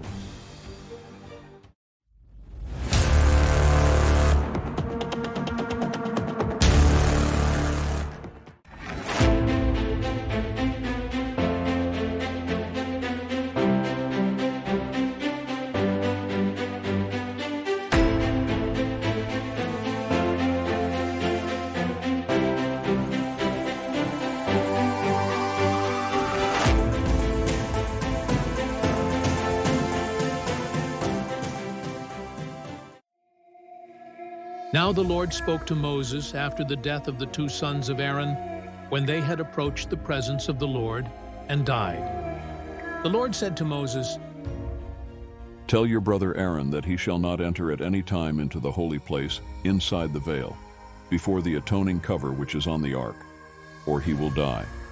For I will appear in the cloud over the atoning cover. Aaron shall enter the holy place with this, with a bull as a sin offering and a ram as a burnt offering. He shall put on the holy linen tunic, and the linen undergarments shall be next to his body. And he shall be wrapped about the waist with the linen sash and the linen turban wound around his forehead. These are holy garments. He shall bathe his body in water and put them on. And he shall take from the congregation of the sons of Israel 2 male goats as a sin offering, and 1 ram as a burnt offering. Then Aaron shall offer the bull as the sin offering, which is for himself, so that he may make atonement for himself and for his household. He shall then take the 2 goats and present them before the Lord at the doorway of the tent of meeting. Aaron shall cast lots for the 2 goats, 1 lot for the Lord and the other lot for the scapegoat. Then Aaron shall offer the goat on which the lot for the Lord fell, and make it a sin offering. Then Aaron shall offer the bull of the sin offering, which is for himself, and make atonement for himself and for his household. And he shall slaughter the bull of the sin offering, which is for himself. He shall take a firepan full of coals of fire from upon the altar before the Lord, and 2 handfuls of finely ground sweet incense, and bring it inside the veil. He shall put the incense on the fire before the Lord, so that the cloud of incense may cover the atoning cover that is on the ark of the testimony, otherwise he will die. Moreover, he shall take some of the blood of the bull and sprinkle it with his finger on the atoning cover on the east side, Also in front of the atoning cover, he shall sprinkle some of the blood with his finger 7 times. Then he shall slaughter the goat of the sin offering, which is for the people, and bring its blood inside the veil, and do with its blood as he did with the blood of the bull, and sprinkle it on the atoning cover and in front of the atoning cover. He shall make atonement for the holy place, because of the impurities of the sons of Israel, and because of their unlawful acts regarding all their sins. And he shall do so for the tent of meeting which remains with them in the midst of their impurities. When he goes in to make atonement in the holy place, no one shall be in the tent of meeting until he comes out, so that he may make atonement for himself and for his household, and for all the assembly of Israel. Then he shall go out to the altar that is before the Lord and make atonement for it. He shall take some of the blood from the bull and some of the blood from the goat, and put it on the horns of the altar on all sides. With his finger, he shall sprinkle some of the blood on it 7 times, and cleanse it, and consecrate it from the impurities of the sons of Israel. When he finishes atoning for the holy place, and the tent of meeting, and the altar, he shall offer the live goat. Then Aaron shall lay both of his hands on the head of the live goat, and confess over it all the wrongdoings of the sons of Israel, and all their unlawful acts regarding all their sins. And he shall place them on the head of the goat, and send it away into the wilderness by the hand of a man who stands ready. Then the goat shall carry on itself all their wrongdoings to an isolated territory. He shall release the goat in the wilderness. Then Aaron shall come into the tent of meeting, and take off the linen garments which he put on when he went into the holy place, and shall leave them there. And he shall bathe his body with water in a holy place, and put on his clothes, and come out and offer his burnt offering and the burnt offering of the people, and make atonement for himself and for the people. Then he shall offer up in smoke the fat of the sin offering on the altar. The one who released the goat as the scapegoat shall wash his clothes and bathe his body with water. Then afterward he shall come into the camp. But the bull of the sin offering and the goat of the sin offering, whose blood was brought in to make atonement in the holy place, shall be taken outside the camp, and they shall burn their hides, their flesh, and their refuse in the fire. Then the one who burns them shall wash his clothes and bathe his body with water, and afterward he shall come into the camp. This shall be a permanent statute for you. In the 7th month, on the 10th day of the month, you shall humble yourselves and not do any work, whether the native or the stranger who resides among you. For it is on this day that atonement shall be made for you to cleanse you. You will be clean from all your sins before the Lord.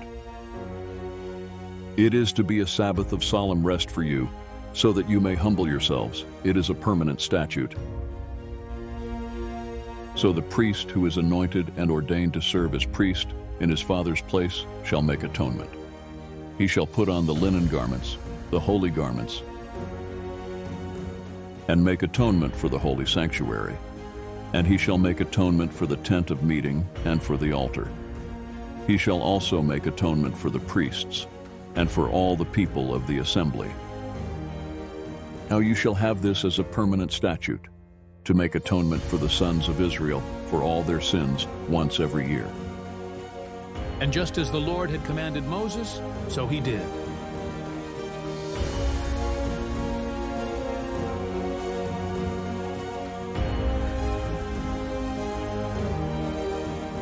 Then the Lord spoke to Moses, saying, Speak to Aaron and to his sons and to all the sons of Israel, and say to them, This is what the Lord has commanded, saying, Anyone from the house of Israel who slaughters an ox, a lamb, or a goat in the camp, or slaughters it outside the camp, and has not brought it to the doorway of the tent of meeting, to present it as an offering to the Lord, in front of the tabernacle of the Lord, bloodshed is to be counted against that person. he has shed blood, and that person shall be cut off from among his people.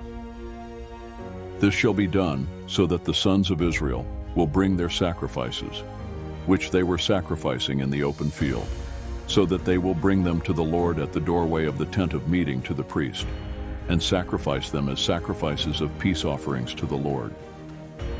The priest shall sprinkle the blood on the altar of the Lord at the doorway of the tent of meeting, and offer up the fat in smoke as a soothing aroma to the Lord.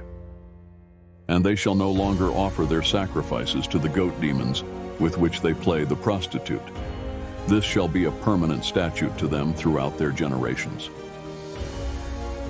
Then you shall say to them, anyone from the house of Israel, or from the strangers who reside among them, who offers a burnt offering or sacrifice, and does not bring it to the doorway of the tent of meeting to offer it to the Lord, that person also shall be cut off from his people. And anyone from the house of Israel, or from the strangers who reside among them, who eats any blood, I will set my face against that person who eats the blood, and will cut him off from among his people. For the life of the flesh is in the blood, and I have given it to you on the altar to make atonement for your souls. For it is the blood by reason of the life that makes atonement. Therefore I said to the sons of Israel, no person among you may eat blood, nor may any stranger who resides among you eat blood. So when anyone from the sons of Israel, or from the strangers who reside among them, while hunting catches an animal or a bird which may be eaten, he shall pour out its blood and cover it with dirt. For as for the life of all flesh, its blood is identified with its life. Therefore I said to the sons of Israel, you are not to eat the blood of any flesh, for the life of all flesh is its blood. Whoever eats it shall be cut off. And any person who eats an animal which dies or is torn by animals, whether he is a native or a stranger, shall wash his clothes and bathe in water, and remain unclean until evening. Then he will become clean. But if he does not wash his clothes and bathe his body, then he shall bear the responsibility for his guilt.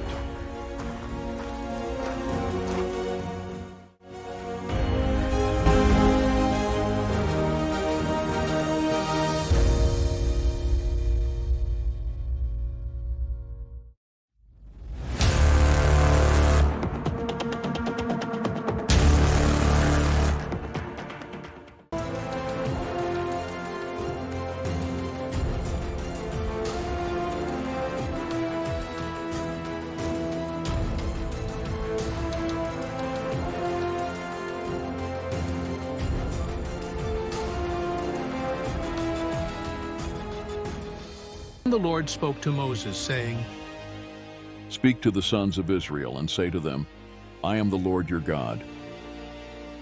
You shall not do what is done in the land of Egypt where you lived, nor are you to do what is done in the land of Canaan, where I am bringing you. You shall not walk in their statutes. You are to perform my judgments and keep my statutes, to live in accord with them. I am the Lord your God. So you shall keep my statutes and my judgments, which, if a person follows them, then he will live by them. I am the Lord. None of you shall approach any blood relative of his to uncover nakedness. I am the Lord.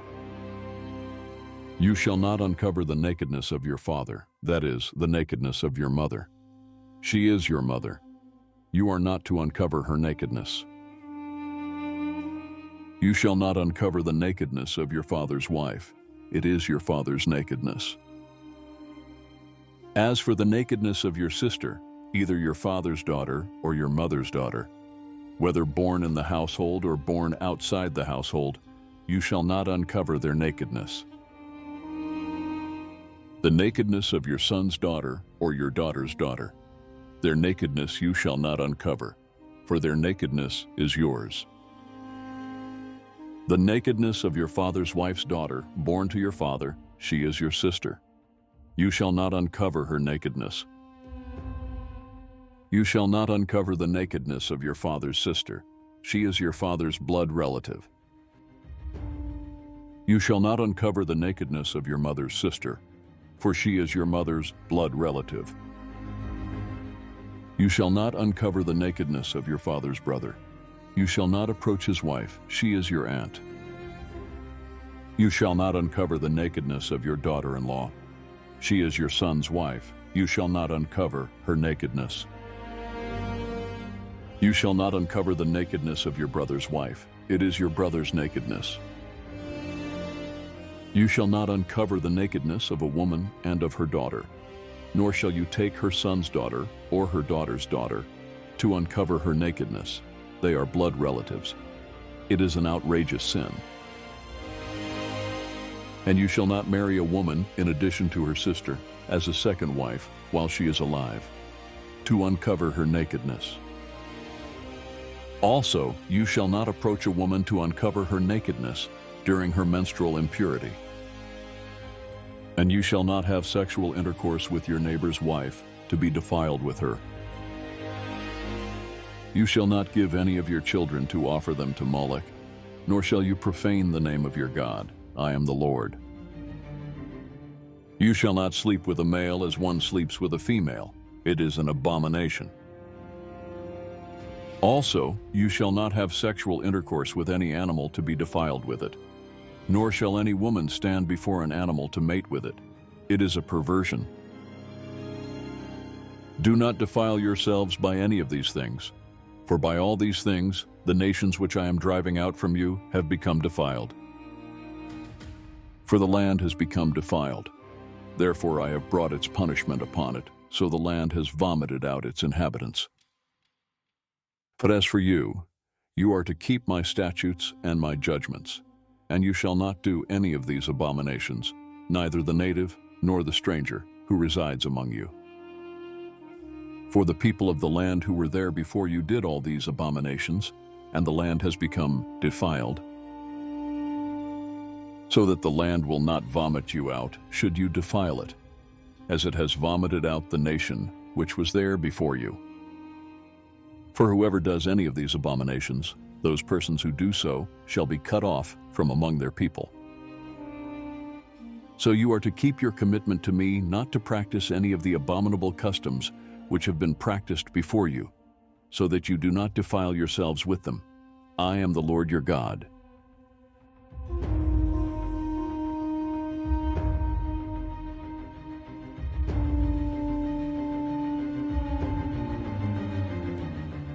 Then the Lord spoke to Moses, saying, Speak to all the congregation of the sons of Israel and say to them, You shall be holy, for I, the Lord your God, am holy.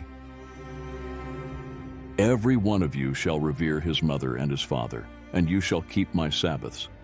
I am the Lord your God.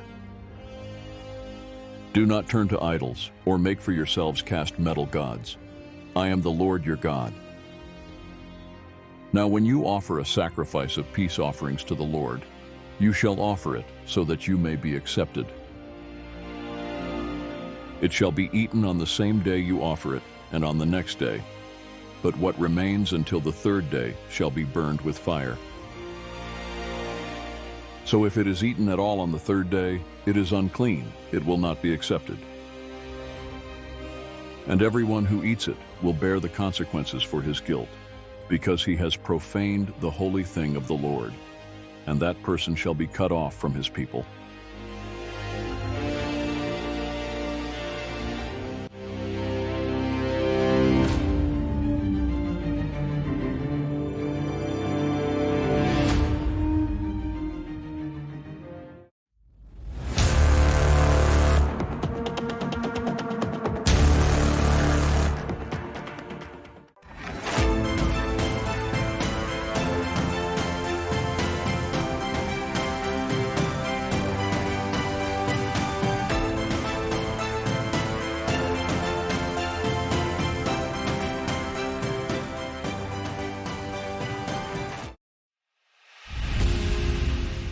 Now when you reap the harvest of your land, you shall not reap to the very edges of your field, nor shall you gather the gleanings of your harvest. And you shall not glean your vineyard, nor shall you gather the fallen grapes of your vineyard. You shall leave them for the needy and for the stranger. I am the Lord your God.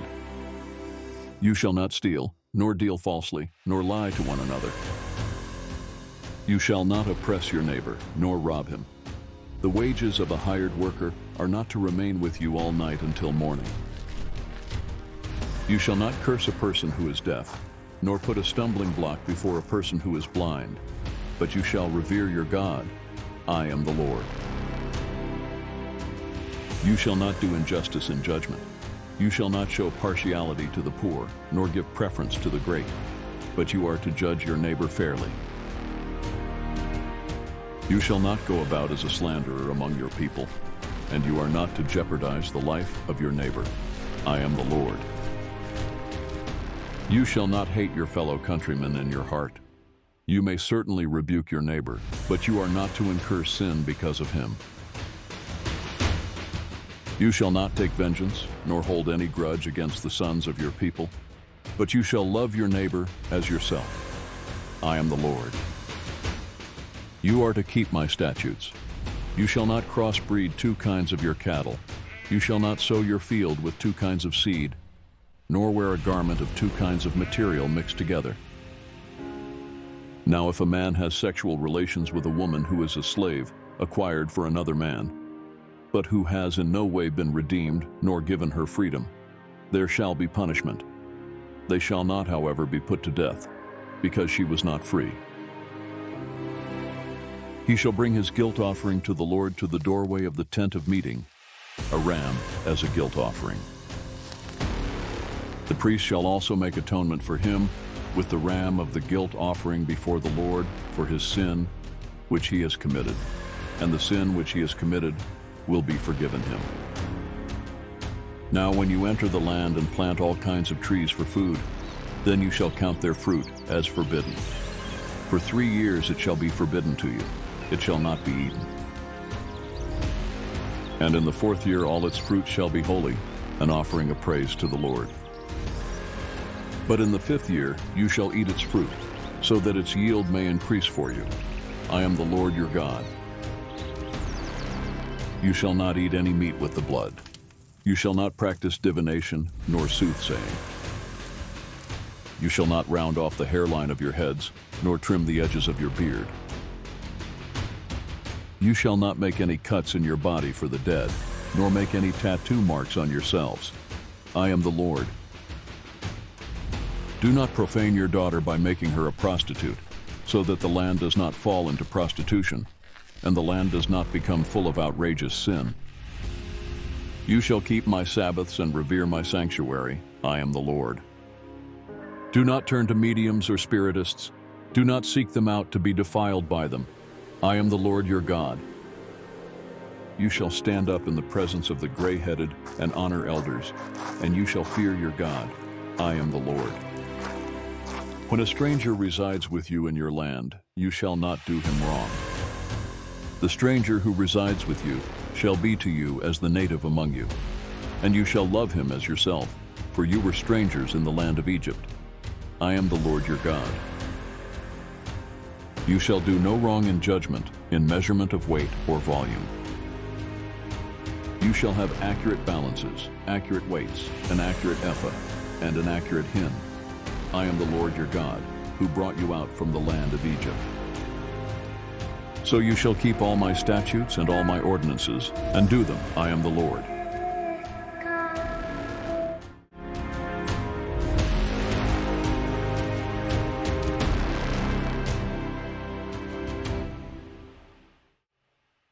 Then the Lord spoke to Moses, saying, You shall also say to the sons of Israel, anyone from the sons of Israel or from the strangers residing in Israel who gives any of his children to Molech shall certainly be put to death.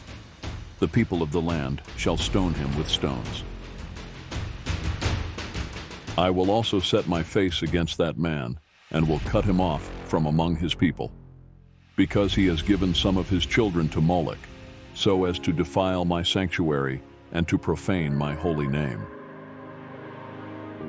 If the people of the land, however, should ever disregard that man when he gives any of his children to Molech, so as not to put him to death, then I myself will set my face against that man and against his family.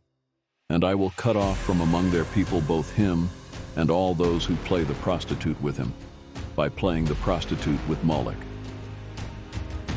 As for the person who turns to mediums and to spiritists to play the prostitute with them, I will also set my face against that person and will cut him off from among his people. Thou shalt consecrate yourselves therefore and be holy, for I am the Lord your God. So you shall keep my statutes and practice them. I am the Lord who sanctifies you. If there is anyone who curses his father or his mother, he shall certainly be put to death. He has cursed his father or his mother, and has brought his own death upon himself. If there is a man who commits adultery with another man's wife, one who commits adultery with his friend's wife, the adulterer and the adulteress must be put to death. If there is a man who sleeps with his father's wife, he has uncovered his father's nakedness.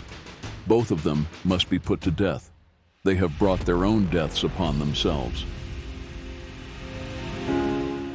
If there is a man who sleeps with his daughter-in-law, both of them must be put to death. They have committed incest and have brought their own deaths upon themselves. If there is a man who sleeps with a male, as those who sleep with a woman, both of them have committed a detestable act. They must be put to death. They have brought their own deaths upon themselves. If there is a man who marries a woman and her mother, it is an outrageous sin. Both he and they shall be burned with fire, so that there will be no such outrageous sin in your midst.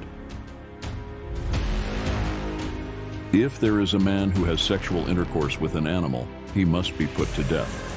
You shall also kill the animal. If there is a woman who approaches any animal to mate with it, you shall kill the woman and the animal. They must be put to death. They have brought their own deaths upon themselves. If there is a man who takes his sister, his father's daughter, or his mother's daughter, so that he sees her nakedness, and she sees his nakedness, it is a disgrace, and they shall be cut off in the sight of the sons of their people. He has uncovered his sister's nakedness. He bears his guilt. If there is a man who sleeps with a menstruous woman and uncovers her nakedness, he has exposed her flow, and she has uncovered the flow of her blood. So both of them shall be cut off from among their people. You shall also not uncover the nakedness of your mother's sister or of your father's sister, for such a one has uncovered his blood relative. They will bear their guilt. If there is a man who sleeps with his uncle's wife, he has uncovered his uncle's nakedness. They will bear their sin. They will die childless. If there is a man who takes his brother's wife, it is detestable. He has uncovered his brother's nakedness. They will be childless. You are therefore to keep all my statutes and all my ordinances, and do them, so that the land to which I am bringing you to live will not vomit you out. Furthermore, you shall not follow the customs of the nation which I am going to drive out before you, because they did all these things. Therefore I have felt disgust for them. So I have said to you, you are to take possession of their land, and I myself will give it to you to possess, a land flowing with milk and honey. I am the Lord your God, who has singled you out from the peoples. You are therefore to make a distinction between the clean animal and the unclean, and between the unclean bird and the clean. And you shall not make yourselves detestable by animal or by bird, or by anything that crawls on the ground, which I have distinguished for you as unclean. So you are to be holy to me, for I the Lord am holy, and I have singled you out from the peoples to be mine. Now a man or a woman who is a medium or a spiritist must be put to death. They shall be stoned with stones. They have brought their own deaths upon themselves.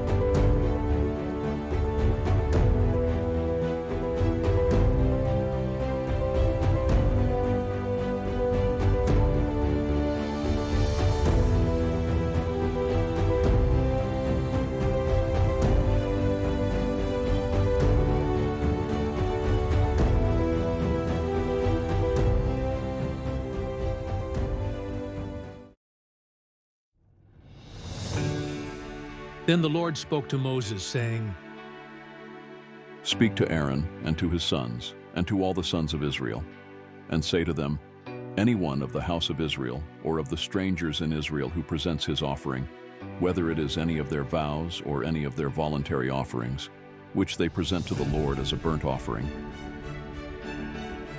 For you to be accepted, it must be a male without defect from the cattle, the sheep, or the goats. Whatever has a defect you shall not offer, for it will not be accepted for you. When someone offers a sacrifice of peace offerings to the Lord to fulfill a special vow, or for a voluntary offering, of the herd or of the flock, it must be without defect to be accepted. There shall be no defect in it. Those that are blind, fractured, maimed, or have a wart, a festering rash, or scabs, you shall not offer to the Lord, nor make of them an offering by fire on the altar to the Lord. Now as for an ox or a lamb which has an overgrown or stunted member, you may present it as a voluntary offering, but for a vow it will not be accepted. Also anything with its testicles squashed, crushed, torn off, or cut off, you shall not offer to the Lord, nor sacrifice in your land. Nor shall you offer any of these animals taken from the hand of a foreigner as the food of your God. For their deformity is in them, they have an impairment. They will not be accepted for you. Then the Lord spoke to Moses, saying, When an ox or a sheep or a goat is born, it shall remain 7 days with its mother, and from the 8th day on it will be considered acceptable as a sacrifice of an offering by fire to the Lord. But whether it is an ox or a sheep, you shall not slaughter both it and its young in 1 day. When you sacrifice a sacrifice of thanksgiving to the Lord, you shall sacrifice it so that you may be accepted. It shall be eaten on the same day. You shall leave none of it until morning. I am the Lord. So you shall keep my commandments and do them. I am the Lord.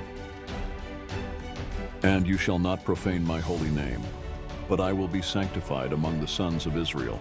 I am the Lord who sanctifies you, who brought you out from the land of Egypt to be your God. I am the Lord.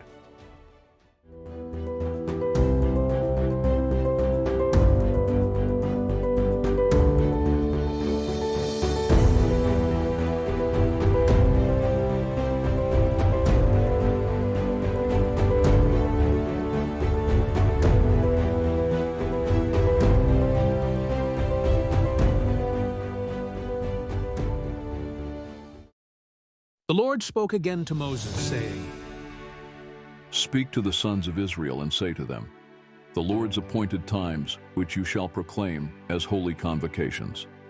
My appointed times are these. For 6 days work may be done, but on the 7th day there is a Sabbath of complete rest, a holy convocation. You shall not do any work. It is a Sabbath to the Lord in all your dwellings. These are the appointed times of the Lord, holy convocations, which you shall proclaim at the times appointed for them. In the first month, on the 14th day of the month at twilight, is the Lord's Passover. Then on the 15th day of the same month, there is the feast of unleavened bread to the Lord. For 7 days you shall eat unleavened bread. On the first day you shall have a holy convocation. You shall not do any laborious work. But for 7 days you shall present an offering by fire to the Lord. On the 7th day is a holy convocation. You shall not do any laborious work. Then the Lord spoke to Moses, saying, Speak to the sons of Israel and say to them, When you enter the land which I am going to give to you, and you gather its harvest, then you shall bring in the sheaf of the first fruits of your harvest to the priest. He shall wave the sheaf before the Lord for you to be accepted. On the day after the Sabbath, the priest shall wave it.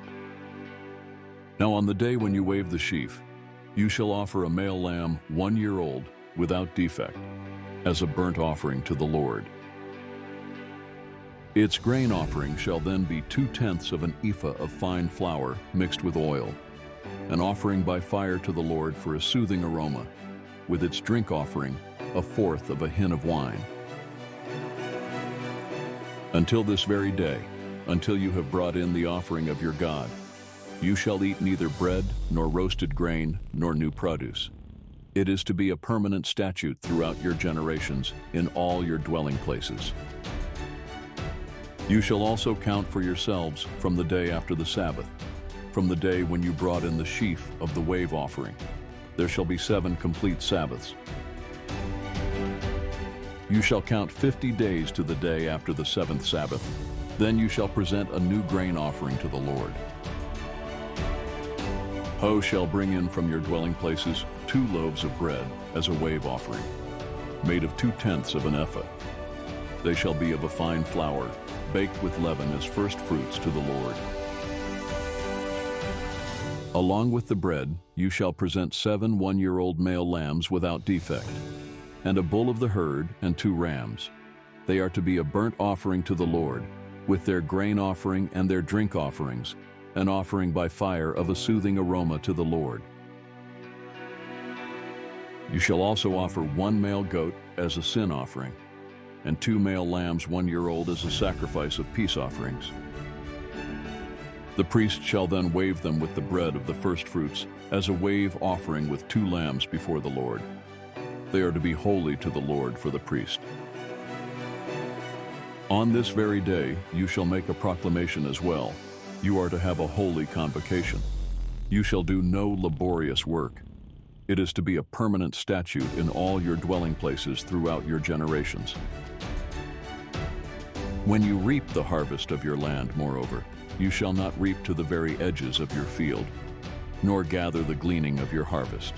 You are to leave them for the needy and the stranger. I am the Lord your God. Again the Lord spoke to Moses, saying, Speak to the sons of Israel, saying, In the 7th month, on the 1st of the month, you shall have a rest, a reminder by blowing of trumpets, a holy convocation. You shall not do any laborious work, but you shall present an offering by fire to the Lord.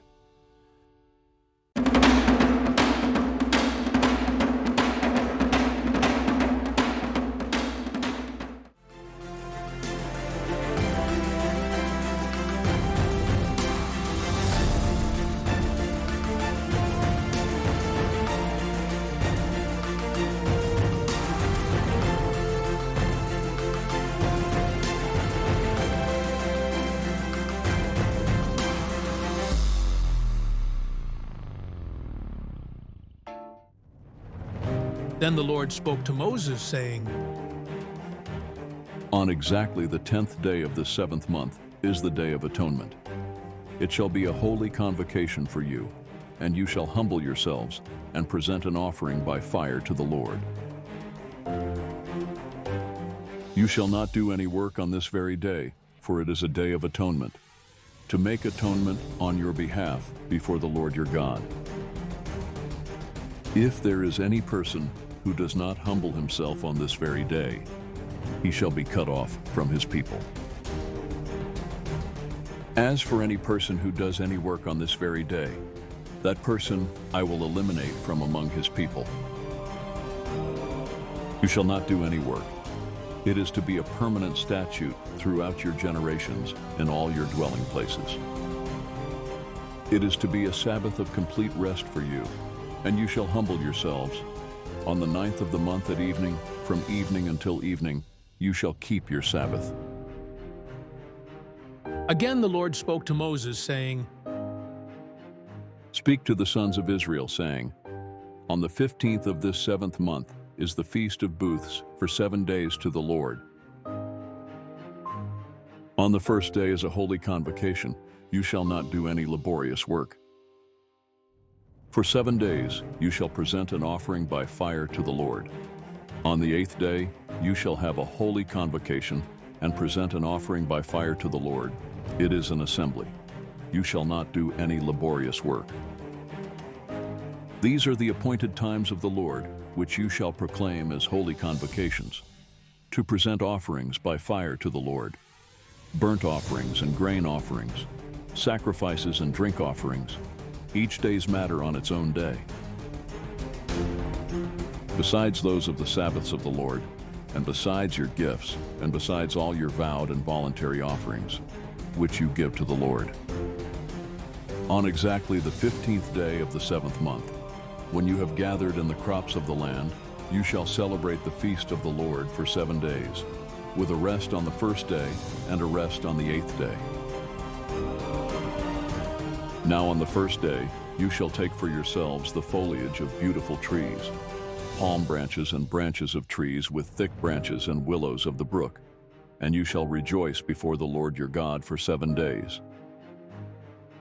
So you shall celebrate it as a feast to the Lord for 7 days in the year. It shall be a permanent statute throughout your generations. You shall celebrate it in the 7th month. You shall live in booths for 7 days. All the native-born in Israel shall live in booths, so that your generations may know that I had the sons of Israel live in booths when I brought them out from the land of Egypt. I am the Lord your God. So Moses declared to the sons of Israel the appointed times of the Lord.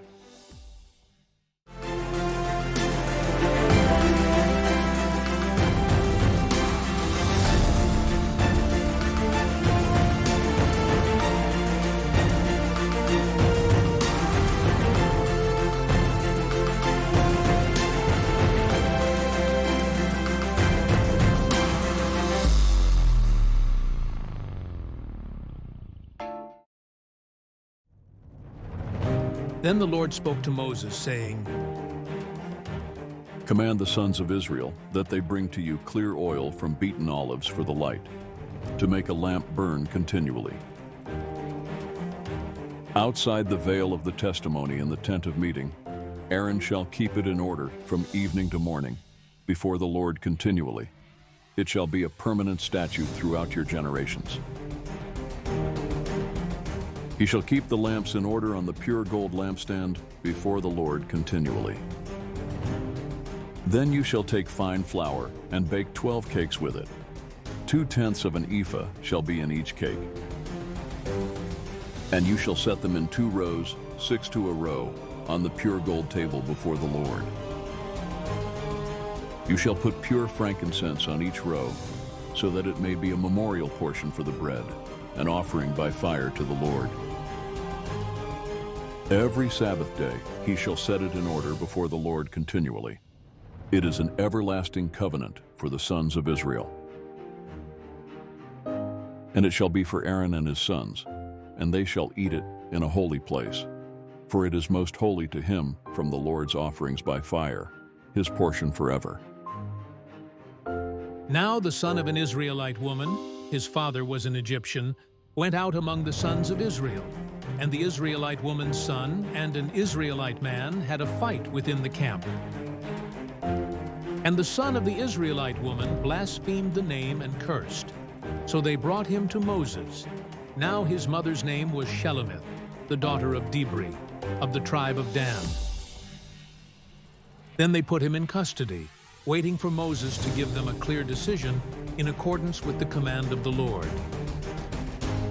Then the Lord spoke to Moses, saying, Bring the one who is cursed outside the camp, and have all who heard him lay their hands on his head. Then have all the congregation stone him. You shall also speak to the sons of Israel, saying, If anyone curses his God, then he will bear the responsibility for his sin. Moreover, the one who blasphemes the name of the Lord must be put to death.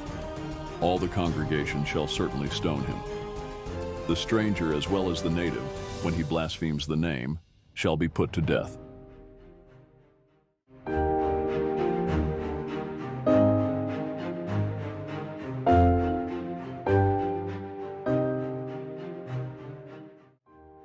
Now if someone takes any human life, he must be put to death. But the one who takes the life of an animal shall make restitution, life for life. If someone injures his neighbor, just as he has done, so shall it be done to him. Fracture for fracture, eye for eye, tooth for tooth.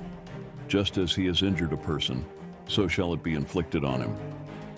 So the one who kills an animal shall make restitution, but the one who kills a person shall be put to death.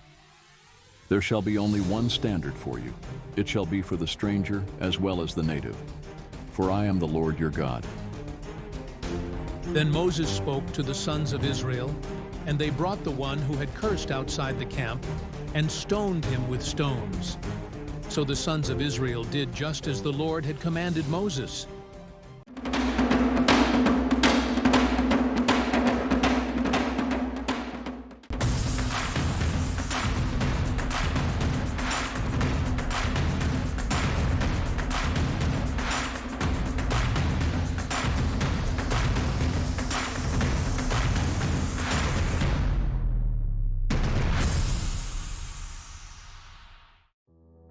The Lord then spoke to Moses on Mount Sinai, saying,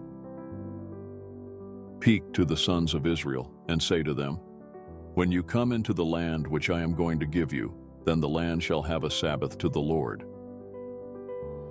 For 6 years you shall sow your field, and for 6 years you shall prune your vineyard and gather in its produce. But during the 7th year the land shall have a Sabbath rest, a Sabbath to the Lord. You shall not sow your field, nor prune your vineyard. You shall not reap your harvest's aftergrowth, and you shall not gather your grapes of untrimmed vines. The land shall have a sabbatical year. All of you shall have the Sabbath produce of the land as food. For yourself, your male and female slaves, and your hired worker, and your foreign resident, those who live as strangers among you. Even your cattle and the animals that are in your land shall have all its produce to eat. You are also to count off 7 Sabbaths of years for yourself, 7 times 7 years, so that you have the time of the 7 Sabbaths of years, that is 49 years. You shall then sound a ram's horn abroad on the 10th day of the 7th month. On the Day of Atonement you shall sound a horn all through your land. So you shall consecrate the 50th year, and proclaim a release throughout the land to all its inhabitants. It shall be a jubilee for you, and each of you shall return to his own property, and each of you shall return to his family. You shall have the 50th year as a jubilee. You shall not sow, nor harvest its aftergrowth, nor gather grapes from its untrimmed vines. For it is a jubilee, it shall be holy to you. You shall eat its produce from the field. On this year of Jubilee, each of you shall return to his own property. Furthermore, if you make a sale to your friend, or buy from your friend's hand, you shall not wrong one another. Corresponding to the number of years after the Jubilee, you shall buy from your friend. He is to sell to you according to the number of years of crops. In proportion to a greater number of years, you shall increase its price, and in proportion to fewer years, you shall decrease its price, because it is the number of crops that he is selling to you. So you shall not wrong one another, but you shall fear your God, for I am the Lord your God. But if it is not bought back for him within the space of a full year, then the house that is in the walled city passes permanently to its purchaser throughout his generations. It does not revert in the Jubilee. You shall therefore follow my statutes and keep my judgments, so as to carry them out, so that you may live securely on the land. Then the land will yield its produce, so that you can eat your fill and live securely on it. But if you say, "What are we going to eat in the 7th year, if we do not sow nor gather in our produce?" Then I will so order my blessing for you in the 6th year, that it will bring forth the produce for 3 years. When you are sowing the 8th year, you can still eat old things from the produce, eating the old until the 9th year when its produce comes in. The land, moreover, shall not be sold permanently, because the land is mine. for you are only strangers and residents with me. So for every piece of your property, you are to provide for the redemption of the land. If a fellow countryman of yours becomes so poor that he sells part of his property, then his closest redeemer is to come and buy back what his relative has sold. Or in case someone has no redeemer, but recovers to find sufficient means for its redemption, then he shall calculate the years since its sale and refund the balance to the man to whom he sold it, and so return to his property. But if he has not found sufficient means to get it back for himself, then what he has sold shall remain in the hands of its purchaser until the year of Jubilee. But at the Jubilee it shall revert, so that he may return to his property. Likewise, if a man sells a dwelling house in a walled city, then his redemption right remains valid until a full year after its sale. His right of redemption lasts a full year. But if it is not bought back for him within the space of a full year, then the house that is in the walled city passes permanently to its purchaser throughout his generations. It does not revert in the Jubilee. The houses of the villages, however, which have no surrounding wall, shall be regarded as open fields. They have redemption rights and revert in the Jubilee. As for the cities of the Levites have a permanent right of redemption for the houses of the cities which are their possession. What therefore belongs to the Levites may be redeemed, and a house sale in the city of this possession reverts in the Jubilee, because the houses of the cities of the Levites are their possession among the sons of Israel. But pasture fields of their cities shall not be sold, for that is their permanent possession. Now in case a countryman of yours becomes poor, and his means among you falter, then you are to sustain him, like a stranger or a resident, so that he may live with you. Do not take any kind of interest from him, but fear your God, so that your countryman may live with you. You shall not give him your silver at interest, nor your food for profit. Now if a countryman of yours becomes so poor with regard to you that he sells himself to you, you shall not subject him to a slave's service. He shall be with you as a hired worker, as if he were a foreign resident. He shall serve with you up to the year of Jubilee. He shall then leave you, he and his sons with him, and shall go back to his family, so that he may return to the property of his forefathers. For they are my servants, whom I brought out from the land of Egypt. They are not to be sold in a slave sale. You shall not rule over him with severity, but are to revere your God. As for your male and female slaves whom you may have, you may acquire male and female slaves from the pagan nations that are around you. You may also acquire them from the sons of the foreign residents who reside among you, and from their families who are with you, whom they will have produced in your land. They also may become your possession. You may also acquire them from the sons of the foreign residents who reside among you, and from their families who are with you, whom they will have produced in your land. They also may become your possession. Now if the means of a stranger or of a foreign resident with you becomes sufficient, and a countryman of yours becomes poor in relation to him, and sells himself to a stranger who is residing with you, or to the descendants of a stranger's family, then he shall have redemption right after he has been sold.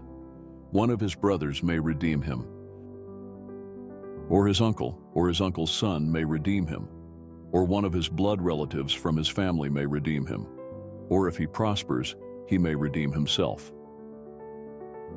He then, with his purchaser, shall calculate from the year when he sold himself to him up to the year of Jubilee, and the price of his sale shall correspond to the number of years calculated. It is like the days of a hired worker that he will be with him. If there are still many years remaining, he shall refund part of his purchase price in proportion to them for his own redemption. For the sons of Israel are my servants. They are my servants whom I brought out from the land of Egypt. I am the Lord, your God.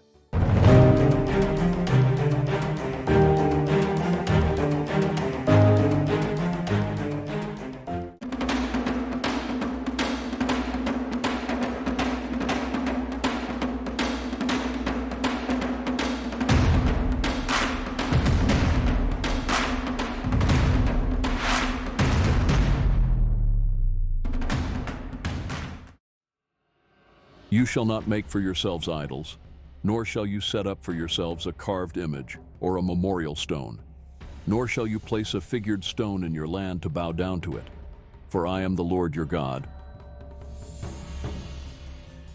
You shall keep my Sabbaths and revere my sanctuary. I am the Lord. If you walk in my statutes and keep my commandments so as to carry them out, then I shall give you rains in their season, so that the land will yield its produce, and the trees of the field will bear their fruit. Indeed, your threshing season will last for you until grape gathering, and grape gathering will last until sowing time. So you will eat your food to the full, and live securely in your land. I shall also grant peace in the land, so that you may lie down, with no one to make you afraid. I shall also eliminate harmful animals from the land, and no sword will pass through your land. Instead, you will chase your enemies, and they will fall before you by the sword. 5 of you will chase 100, and 100 of you will chase 10,000, and your enemies will fall before you by the sword. So I will turn toward you and make you fruitful and multiply you, and I will confirm my covenant with you. And you will eat the old supply and clear out the old because of the new. Moreover, I will make my dwelling among you, and my soul will not reject you. I will also walk among you and be your God, and you shall be my people. I am the Lord your God, who brought you out of the land of Egypt, so that you would not be their slaves. And I broke your yoke and made you walk erect. But if you do not obey me, and do not carry out all these commandments, if instead you reject my statutes, and if your soul loathes my ordinances, so as not to carry out all my commandments, but rather to break my covenant, I in turn will do this to you. I will summon a sudden terror against you, consumption and fever, that will make the eyes fail and the soul languish. Also, you will sow your seed uselessly, for your enemies will eat it. And I will set my face against you, so that you will be defeated before your enemies. And those who hate you will rule over you, and you will flee when no one is pursuing you. If also after these things you do not obey me, then I will punish you 7 times more for your sins. I will also break down your pride of power, and I will make your sky like iron and your earth like bronze. Your strength will be consumed uselessly, for your land will not yield its produce, and the trees of the land will not yield their fruit. Yet if you show hostility toward me and are unwilling to obey me, I will increase the plague on you 7 times according to your sins. I will also let loose among you the animals of the field, which will deprive you of your children and eliminate your cattle, and reduce your number so that your roads become deserted. And if by these things you do not learn your lesson regarding me, but you show hostility toward me, then I in turn will show hostility toward you, and I, even I, will strike you 7 times for your sins. I will also bring upon you a sword, which will execute vengeance for the covenant. And when you gather together into your cities, I will send a plague among you, so that you will be handed over to the enemy. When I break your staff of bread, 10 women will bake your bread in one oven, and they will bring back your bread in rationed amounts. so that you will eat and not be satisfied. Yet if in spite of this you do not obey me, but act with hostility against me, then I will act with wrathful hostility against you. And I, for my part, will punish you 7 times for your sins. Further, you will eat the flesh of your sons, and you will eat the flesh of your daughters. I then will destroy your high places, and cut down your incense altars, and pile your remains on the remains of your idols, for my soul will loathe you.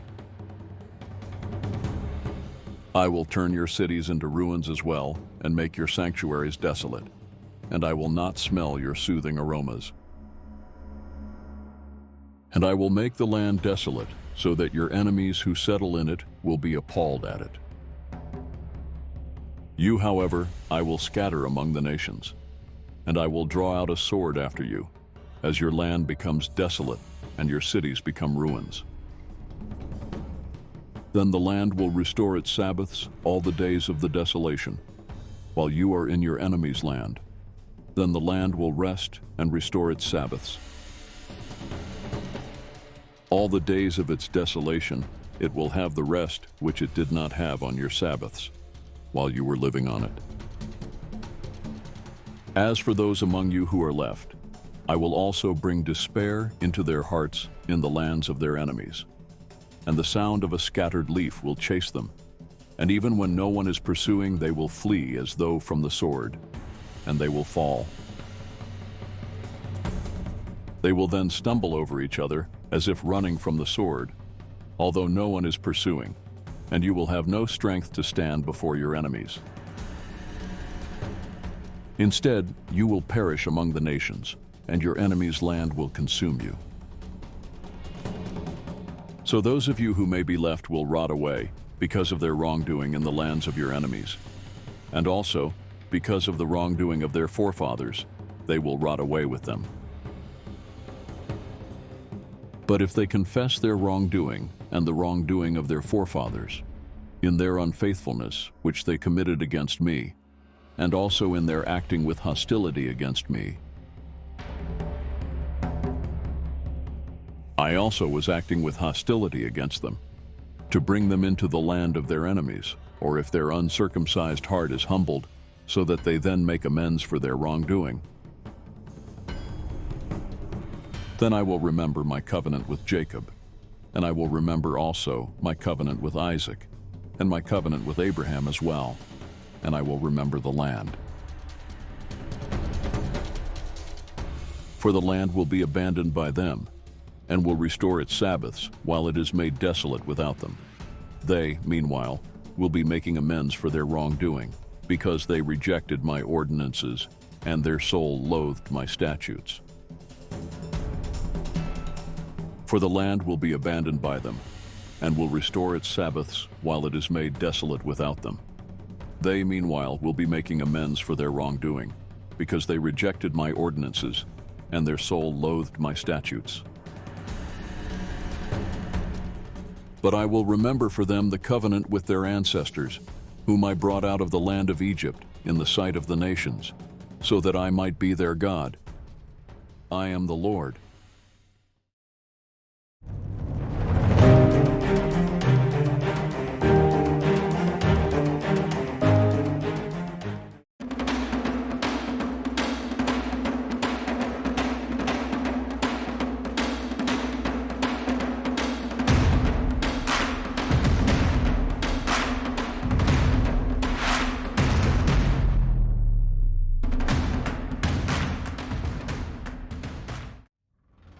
Again, the Lord spoke to Moses, saying, Speak to the sons of Israel, and say to them, when someone makes an explicit vow, he shall be valued according to your assessment of persons belonging to the Lord.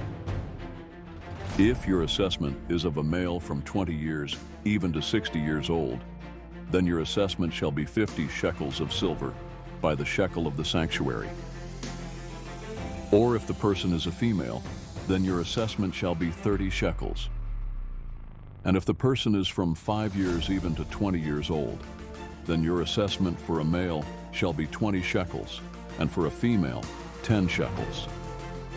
But if the person is from a month even up to 5 years old, then your assessment shall be 5 shekels of silver for a male, and for a female your assessment shall be 3 shekels of silver.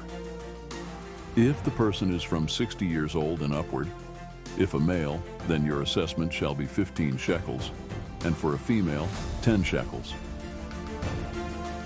But if he is poorer than your assessment, then he shall be presented before the priest, and the priest shall assess him. According to the means of the one who vowed, the priest shall assess him. Now, if it is an animal of the kind that one can present as an offering to the Lord, any such animal that one gives to the Lord shall be holy. He shall not replace it nor exchange it, a good for a bad, or a bad for a good. Yet if he does exchange animal for animal, then both it and its substitute shall become holy. If, however, it is any unclean animal of the kind, which one does not present as an offering to the Lord, then he shall place the animal before the priest. And the priest shall assess it as either good or bad. As you, the priest, assess it, so shall it be. But if he should ever want to redeem it, then he shall add 1/5 of it to your assessment. Now if someone consecrates his house as holy to the Lord, then the priest shall assess it as either good or bad. As the priest assesses it, so shall it stand. Yet if the one who consecrates it should want to redeem his house, then he shall add 1/5 of your assessment price to it, so that it may be his.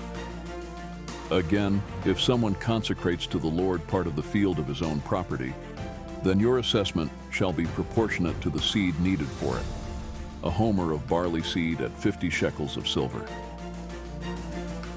If he consecrates his field as of the Year of Jubilee, according to your assessment, it shall stand. If he consecrates his field after the Jubilee, however, then the priest shall calculate the price for him, proportionate to the years that are left until the Year of Jubilee, and it shall be deducted from your assessment. If the one who consecrates it should ever want to redeem the field, then he shall add 1/5 of your assessment price to it, so that it may belong to him. Yet if he does not redeem the field, but has sold the field to another person, it may no longer be redeemed. And when it reverts in the Jubilee, the field shall be holy to the Lord, like a field banned from secular use. It shall be for the priest as his property. Or if he consecrates to the Lord a field which he has bought, which is not a part of the field of his own property, then the priest shall calculate for him the amount of your assessment up to the Year of Jubilee, and he shall on that day give your assessment as holy to the Lord. In the Year of Jubilee, the field shall return to the one from whom he bought it, to whom the possession of the land belongs. Every assessment of yours, moreover, shall be by the shekel of the sanctuary. The shekel shall be 20 gerahs. However, a firstborn among animals, which as a firstborn belongs to the Lord, no one may consecrate, whether ox or sheep, it is the Lord's. But if it is among the unclean animals, then he shall redeem it according to your assessment, and add to it 1/5 of it. And if it is not redeemed, then it shall be sold according to your assessment. Nevertheless, anything which someone sets apart to the Lord for destruction out of all that he has, of man or animal, or of the field of his own property, shall not be sold nor redeemed. Anything set apart for destruction is most holy to the Lord. No one who may have been set apart among mankind shall be ransomed. He must be put to death. Now all the tithe of the land, of the seed of the land, or of the fruit of the tree, is the Lord's. It is holy to the Lord. If therefore someone should ever want to redeem part of his tithe, he shall add to it 1/5 of it. For every 10th part of herd or flock, whatever passes under the rod, the 10th one shall be holy to the Lord. He is not to be concerned whether it is good or bad, nor shall he exchange it. Yet if he does exchange it, then both it and its substitute shall become holy. It shall not be redeemed. These are the commandments which the Lord commanded Moses for the sons of Israel on Mount Sinai. Thus ends the book of Leviticus, a book of holiness, sacrifice, and covenant. Here, God taught his people how to live set apart, how to worship in purity, and how to walk in obedience to his commands. Leviticus reminds us that every offering, every vow, and every law was not just about ritual, but about the heart, a people called to live in covenant with their God. But the story of Israel does not end here. From Mount Sinai, the people must now journey forward into the wilderness. Their camp is set, their tribes are numbered, and their faith will be tested as they move toward the promised land. Join us in the next book, the Book of Numbers, where the journey continues and where God's faithfulness will once again be revealed.